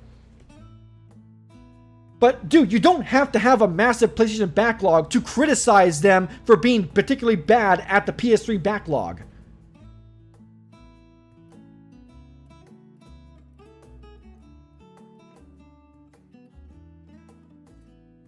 Christ. I've been less critical about taking really old games like this, or older games, obviously this one's not very old, but taking older games and bringing them back up and doing remakes and remasters. Well, it doesn't bother me as much because I'm newer to the ecosystem, and I think that's something that PlayStation is likely considering. So here's the thing, my guy. If you weren't a content creator where you have an audience who listens to you, who comes to you for PlayStation information, no, you should be critical. Because you have an audience. If you were just some guy who just plays games solo, yeah, that's fine. My friend, he doesn't really care too much about backwards compatibility, right? But he's not a content creator. So, okay, fine, right? Whatever. Whatever. That's his prerogative. That's perfectly fine. Because he's not a content creator. But you're a content creator, and you should not be at the very least saying this shit in front of your audience. Saying that, yeah, I know I'm a PlayStation-centric gamer, and I say that I care about the experience that PlayStation delivers us, but actually, in reality, I actually don't. Like, that is a piss-poor excuse, my guy. Holy shit.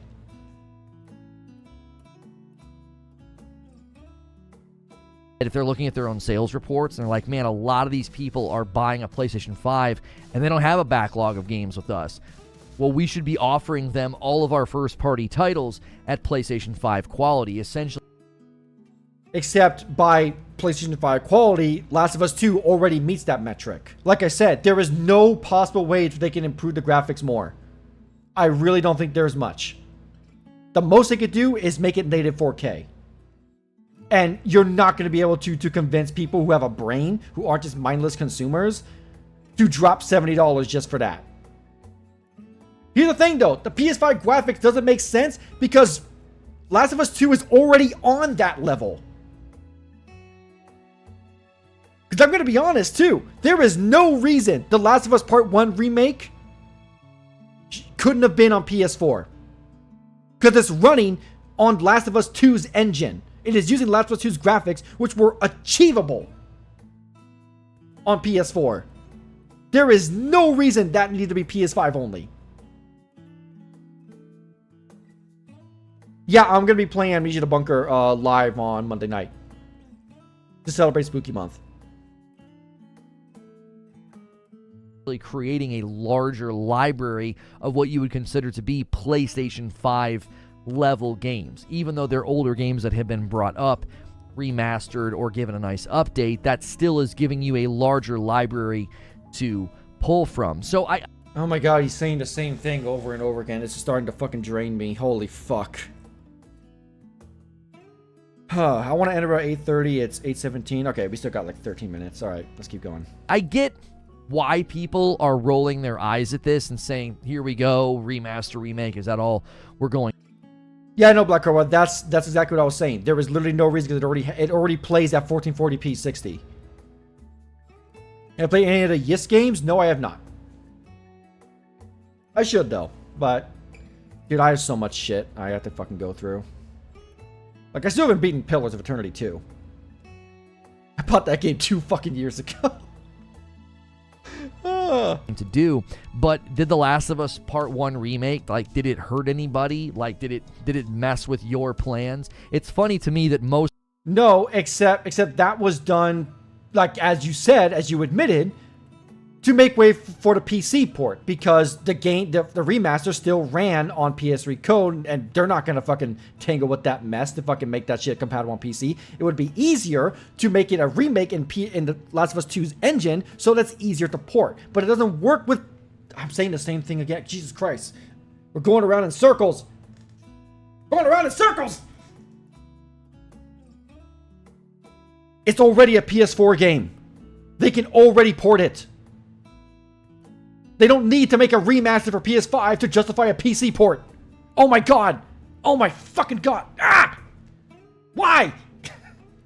Why are they like this? So the criticism comes from people who don't even own the system. They don't like the games. I own the system. I like Last of Us Part 1. I like the first Last of Us game. No. Stop it. Stop doing this blanket statement. Stop doing this blanket statement to paint everyone as such. Because here's the thing. Here's the thing, guys. When I talk about fanboys, I don't say that's the entire PlayStation population. When I talk about Xbox fanboys, I don't say that's the entire PlayStation population. I make it a damn point to specify fanboy, not fans, and to tell people these are a fringe and vocal minority. But what you're doing is you're trying to dismiss all valid criticism by saying, oh, these guys don't have the system, they don't like the games. When no, that is just categorically not fucking true.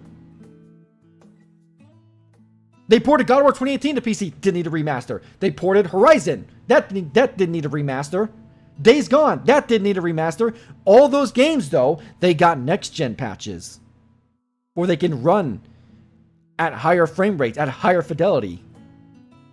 That is all they needed to do. That's all Last of Us 2 needs to do. You cannot, in good conscience, tell me this isn't a fucking cash grab when the only franchise Naughty Dog has put out since, what, 2016 has been Last of Us 2 and Last of Us fucking 1. What are we doing here? What the fuck are we doing here? Oh, this was a good video to grab. Oh, this was a good video to grab.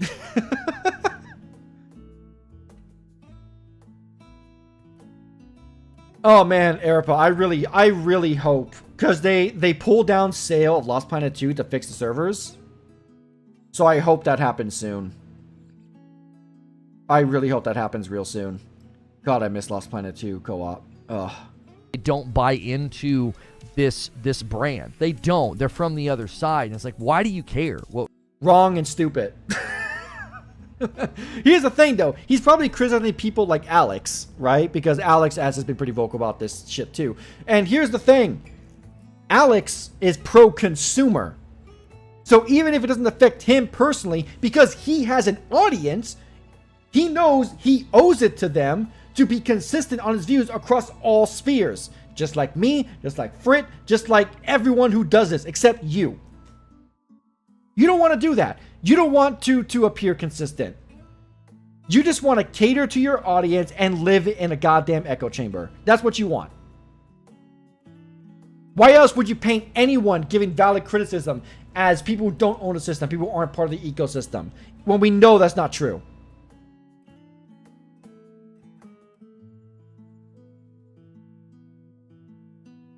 what's going on over here? Like, I don't really care if there's a particular type of game that I don't play. Let's take, sports games or car games or fighting games.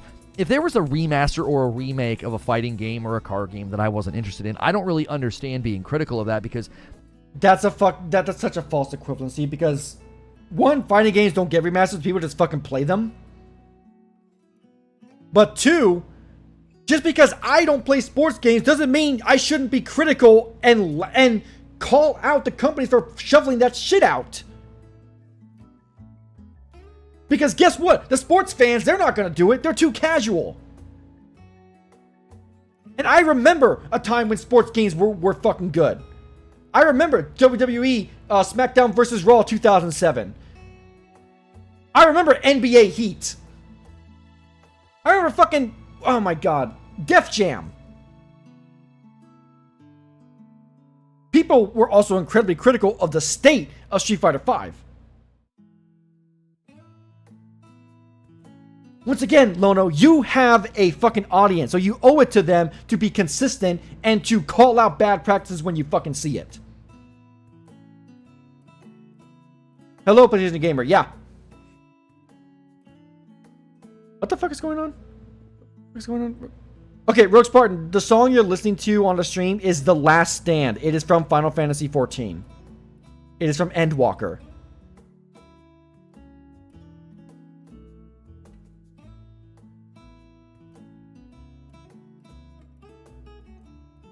Oh, what's the big deal with fucking Sony basically running with the fact that they can just, you know, rip you off and you guys will slop it up? Oh, no. God forbid I actually want Naughty Dog to do something other than recycle the same shit they've already done because they don't want to fucking put in work towards a new fucking system. Yeah, I'm not going to buy it. And no one should. At least if you have fucking self-respect for yourself.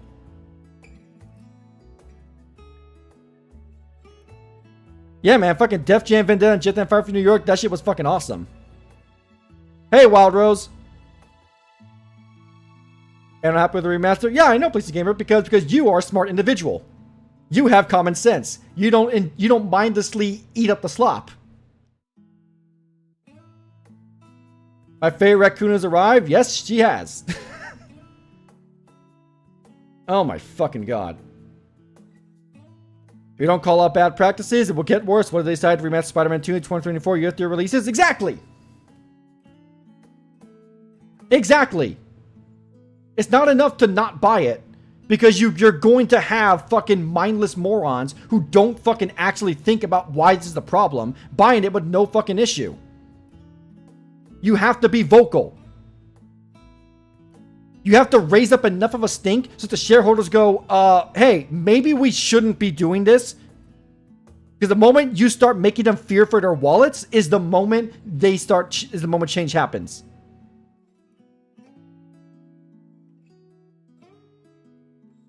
That's not something that I consume. I'm not feeling like I'm being robbed. Like, well, the developers are working on a remaster and a remake instead of a new game. Well, if you don't buy their games or support their games, what difference does it make to you what they do? Who cares if they release a remaster of The Last of Us Part 2 or... Because instead of working on Factions 2 and releasing that when they should have done that 3 fucking years ago, here they are parading around the idea of remastering a game that doesn't need a remaster. It already runs at 1440p 60 on PS5. There is literally nothing you could possibly add apart from Factions itself to justify this price increase or to justify this remaster, especially if you're going to sell it at a full 70, which we know you are. I said this earlier, I'll say it again. The reason why they had to remake fucking Last of Us Part 1 and put it on PC was so they don't have to deal with the shitty PS3 code. But that code is already in the PS4 version of Last of Us 2 because that's the only goddamn version. So there was no reason to make a remaster to justify selling it on fucking PC. Hell, I'm not even fucking talking shit about the fucking Horizon Forbidden West Complete Edition. Because that's just a fucking bundle that comes with the base game and and the DLC. But I don't need that because I already own the game.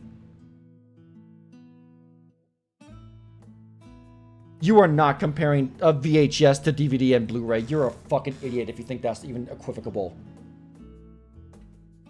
You're an actual fucking idiot if you think those are the same. You are an actual fucking idiot. Because the VHS has significantly lower quality from its visuals and its audio because mixing was so fucking bad on the VHS and DVD era compared to Blu-ray. Last of Us 2 already runs at 1440p 60. You are not going to get better graphics. You are not going to get much of a difference. That is not the same going from VHS to DVD to Blu-ray. And if you think so, you genuinely have... You probably have an IQ lower than 30. Those are completely different systems. Why make new games? Because remaster and remake games. Yeah, apparently. God forbid. No, I just don't have Sony's cock in my mouth, buddy. What do you mean is he? Of course he is, Raptor. All right, let's continue. I don't know, a checkers game. Well, it doesn't matter because you're not buying their games anyway. That's something that I find interesting in this sort of console warring debates and discussions. It's like you seem very upset and bothered by what the platform is doing that you don't even support or buy into. This is mainly, I think, targeting all those brand new PlayStation 5 owners, the people that are jumping into PlayStation's ecosystem for the first time. If they do plan on selling 25 million PlayStation 5s just this year alone and have, recently hit 40 million, and they want to surpass PlayStation 4 saturation, the only way you're doing that is with new converts, with people that are new to the brand. Then make new games. But once again, I don't think they're looking at the install base as well as the exclusive they sold, saying, oh, we can make so much more. Because like I said, 125 million PS4 sold. I think the most a PS4 exclusive has sold was 25 mil, maybe to 30 mil. That is an insane difference that they're not going to look into that and say, oh, no, we should totally make more games for PS4.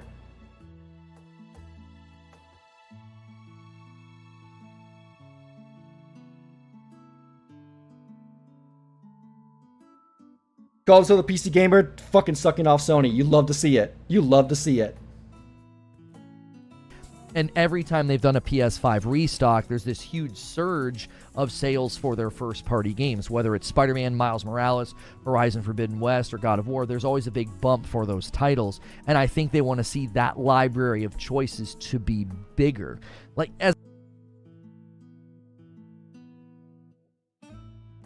Someone wants to buy a high quality, there's nothing wrong. How about you fucking finish your goddamn sentence, huh? As an example, if Gears of War, the remastered collection that we've been hearing about, if that becomes a thing, I think that would be great for Game Pass. That would be great for Xbox to have one more really good piece of first-party property to put on your main value offering, which is Game Pass. And Except the reason why people want that to exist is so they can get the Gears collection on PC. Because all the Gears games already run at 60 FPS on Xbox Series consoles backwards compatible. The reason Last of Us Part 1 was made was because they probably needed to get out of the fucking PS3 code of the first game so they can port it more easily to PC. Last of Us 2 is a PS4 game. They can port it to PC without needing to make a fucking remaster for the PS5 version, especially, and even more so, charge for it. If they release it and it's free for people who own the PS4 version, fine. Fine. But here's the thing. This is PlayStation. I know for a fact they're going to charge you for it.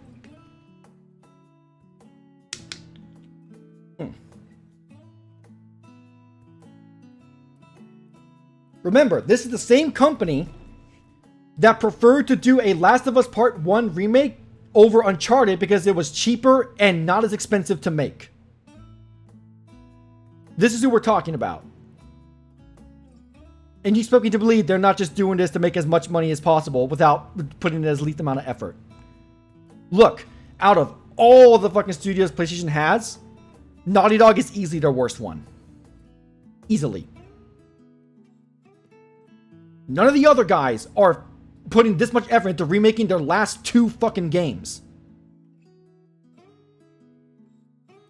At the very least, Horizon is a new game. Ghosts is a new game. Spider-Man 2 is a new game.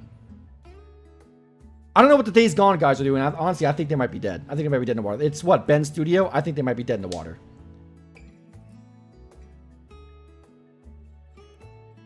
Faction should have released 2 fucking years ago. No, 1 year ago. Christ. God, I'm exhausted. At this point, Insomniac is carrying Sony's back. Yeah, it's not even close. Insomniac is easily their fucking best studio. And it's not even close. The fact that they have a day called Last of Us Day and they had nothing game related to show is fucking pathetic. Like, that is absurdly pathetic. And I would be ashamed if I had made a franchise with that much potential, where we have a show, we have massive amounts of fans, we have an actual day dedicated to our game, and you can't even show off anything about the new project. And instead, there's rumors circulating about a remaster. Because that's the thing too. Everyone needs to remember this. This is all speculation. These are just rumors. We have no idea if this is actually real or not.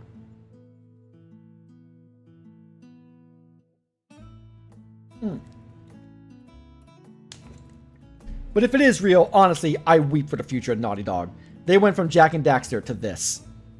I think that's why I don't have a problem if PlayStation does something similar and says, hey, we're selling a lot of PS5s. Let's give people more PS5 quality games. I think taking... Then make new games. Simple as that. Just make new games. Especially when said games that they're remaking or remastering is already playable perfectly on said consoles.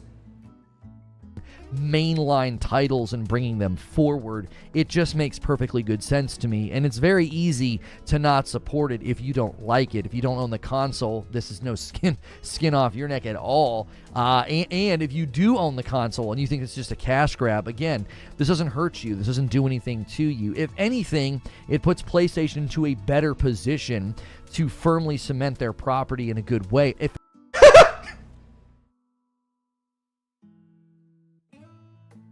Oh, that's a good one. Yeah, it's good for PlayStation that the Naughty Dog has no interest in actually working on new stuff and just retread old ground. Yeah, it's a good thing. It's a good thing they're so creatively bankrupt that they can't be bothered to create a new fucking game. Let's be honest too, guys. We're not getting a new Uncharted. We're not getting a new Jak and Daxter. We're not getting a new IP. We're gonna get Last of Us 3. When they finally get off their fucking... When Neil Druckmann finally gets off his fucking ass and actually writes something worth a damn, it's going to be Last of Us 3. And that's what they're going to become. You see, I don't care much for Horizon. I think the series is pretty bad. But you know what? It's different from their previous game, which was Killzone. Hey, Sucker Punch. They did Infamous. Now they're doing Samurai stuff. Huh. Interesting, isn't it? How you can see how each of their studios evolved and changed, except for Naughty Dog. Naughty Dog is the only one who I think hasn't made a new IP. Because Insomniac did Ratchet and Clank, and now they have Spider-Man.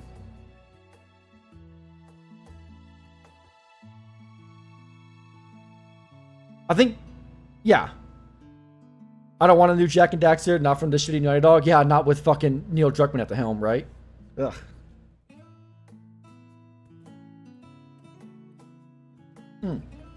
We got about 6 minutes left. Especially it's coming to PC.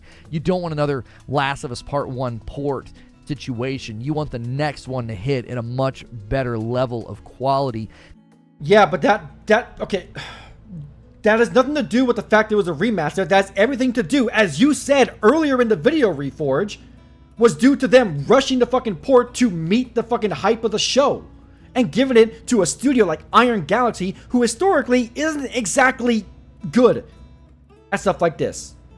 Their history porting stuff is actually a pretty mixed bag. But that has nothing to do with the fact that it was a remake. No, it has to do with the fact that they rushed the fucking product. Because if they were able to do that, then they could maybe even sell Part 1 as a bundle and say, hey, you know, we kind of messed that one up. This one's at better quality, and now you can maybe buy them bundled together. And again, just further their footprint with their brand. They can bundle it together now. There is no reason they can't just bundle it together now on console. And just work on the PC port. Holy shit, this guy's a fucking moron. Jesus fuck. Outside of just the PlayStation. But the article here from Insider Gaming outlines why we know this is coming, right? The Last of Us, Part 2 remaster seems to be coming. The Last of Us 2 could finally be coming to PlayStation 5. A job description on a Naughty Dog developer's LinkedIn profile suggests that The Last of Us 2 Remastered is currently in development. Right here. It took 10 minutes for him to get to the fucking article, by the way. It took 10 fucking minutes. You know what? I'll give Reforged this. He is really good at drawing out videos by just talking about the same things over and over again en masse. Yeah, that's what she was already on PS5, Spencer, but they want a native version that has the controller gimmicks that can't just be a fucking update.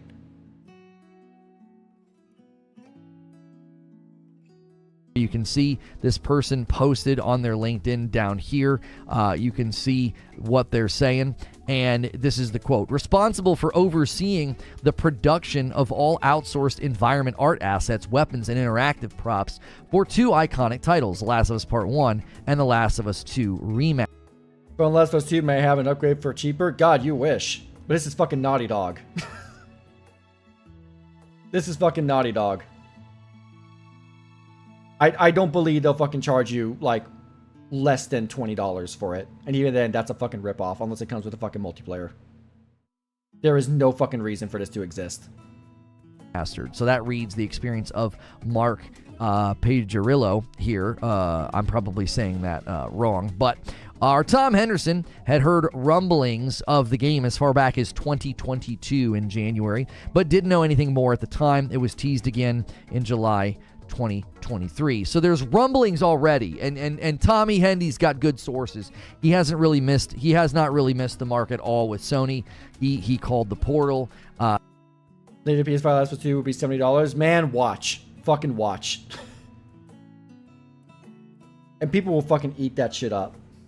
He's been calling for the detachable drive in the unified PS5 SKU. Now, that has yet to be confirmed. Everybody keeps calling that one the Slim. I don't think there's a PlayStation 5 Slim. I think it's the unified digital. Wait a second. How old is this video? Wait a second.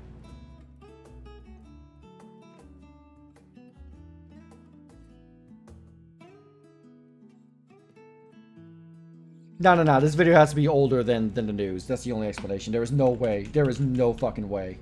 There is no fucking way. He ain't this stupid. Nah, there's no way. Hold on. Ah, shut up. 4 days ago. Okay. When was the PS5 Slim announced?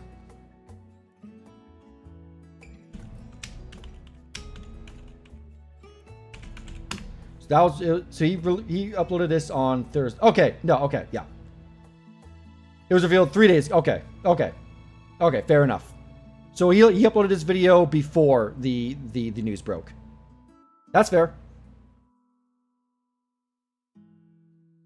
Model that you'll be able to add a disk drive to if you want, and then the PS5 Pro. You can see here, of course. Well, that didn't age well, did it? Ain't no PS5 Pro, just a fucking shitty Slim. Of course, the news of The Last of Us 2 Remastered being in existence comes on the heels of trouble surrounding The Last of Us multiplayer game. There have also been layoffs of at least 25 employees. So we did cover that. I covered that in a live show. And the canceling of factions, I think, is inevitable at this point, or I could see them bake it into this remaster and say, let's just give them what we got. It's a game mode, right? I think... See, that is the only thing. That is the only thing that might make this somewhat acceptable, and that is giving factions. But even then, I don't think they're gonna do that. That is giving modern day Naughty Dog too much credit. Might only gets triggered by his mic positioning. I don't know. It doesn't seem too bad. It's definitely a little closer than I would like, but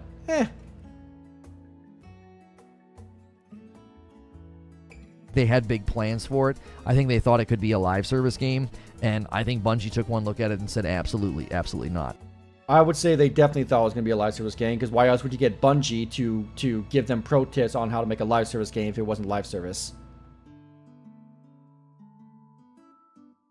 Like, why else? So this is what it looks like right here. You can see this top line where my mouse is where it says The Last of Us 2 Remastered. Now, again, they're citing here how long the game has been out. Originally released for PlayStation 4 in June of 2020, The Last of Us Part 2 is set 5 years after the end of the first game and continues the story of Ellie, as well as introduces the new character named Abby. Now, one of the other things to consider here is the next season of the show is basically going to jump to this storyline. And if that's the case, then I think they're making a pretty sound commercial decision. Oh god, that's totally what they're doing, aren't they? Oh my god, that's totally what they're gonna do. That's what they're gonna do. That's what it is. No, he's right. That's what they're gonna do. They're going to they're going to release this remake around the time the second season airs.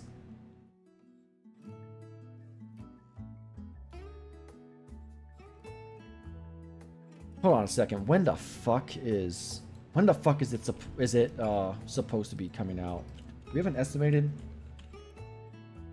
Last of Us.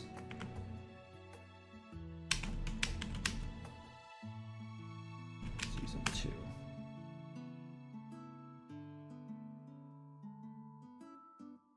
Not come out until 2025. Ooh, yeah, that's what they're gonna do. Oh god.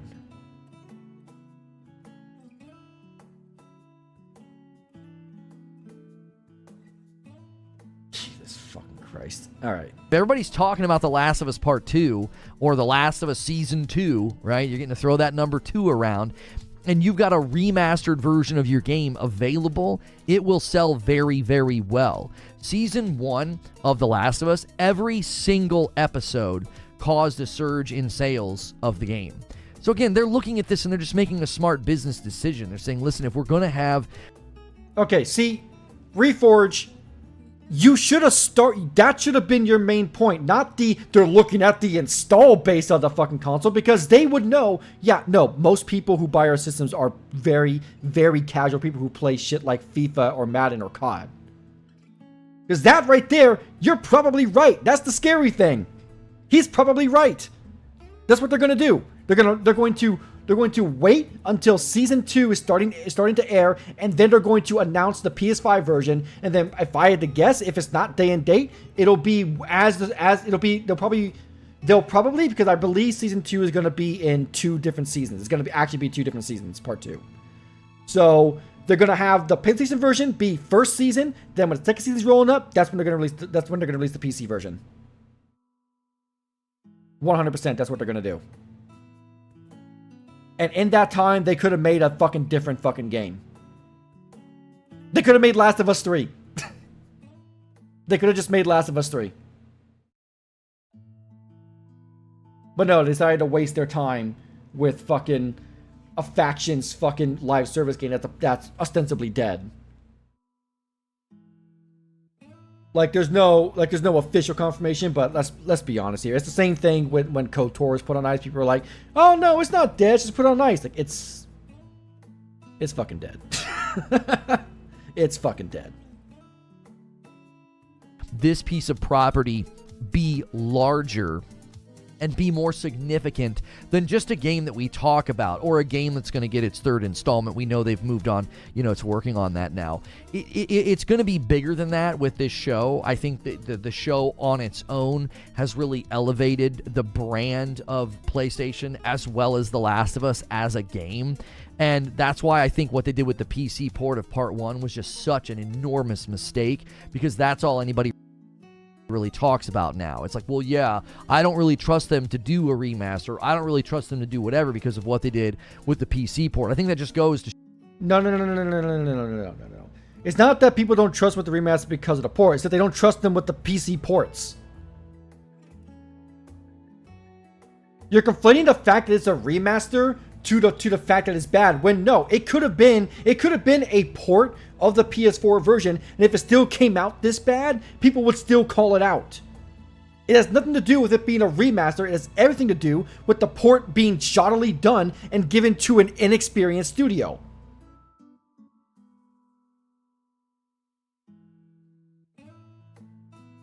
show you Stop completing that. how long-lasting the shadow can be of a bad launch. This is why games should always take the road of we're going to come out when we're ready. Like we've seen that with Cyberpunk, right? The share value of CD Projekt Red has still never recovered. Regardless of how amazing Phantom Liberty is doing, everybody's celebrating it. The stretch of damage is still reverberating through, I think, just how successful that company can be. And These fanboys don't get that the point they are using. They get the point that they are using resources that could be used for a new game to do these unnecessary remasters of recent games. Exactly. Gabriel Duarte, you have nailed it on the head. Exactly. Because let's be honest, if all they needed to do was just port Last of Us 2 to PC, you could get a fucking supporting studio to do that. You have one, Nixxes. That way Naughty Dog could just be focused on their next fucking game.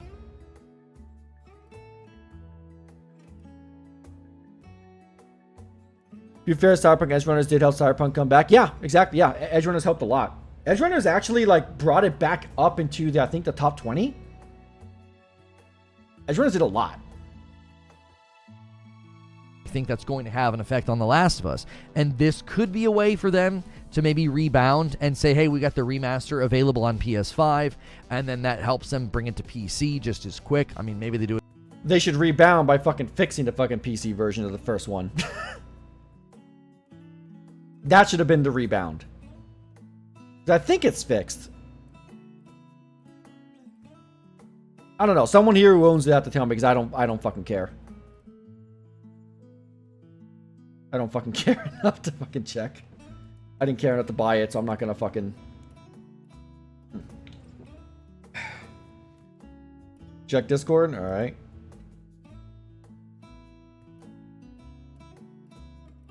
That's a X link. So, it doesn't show. But it says Ricky Berwick, so I think I know what it is.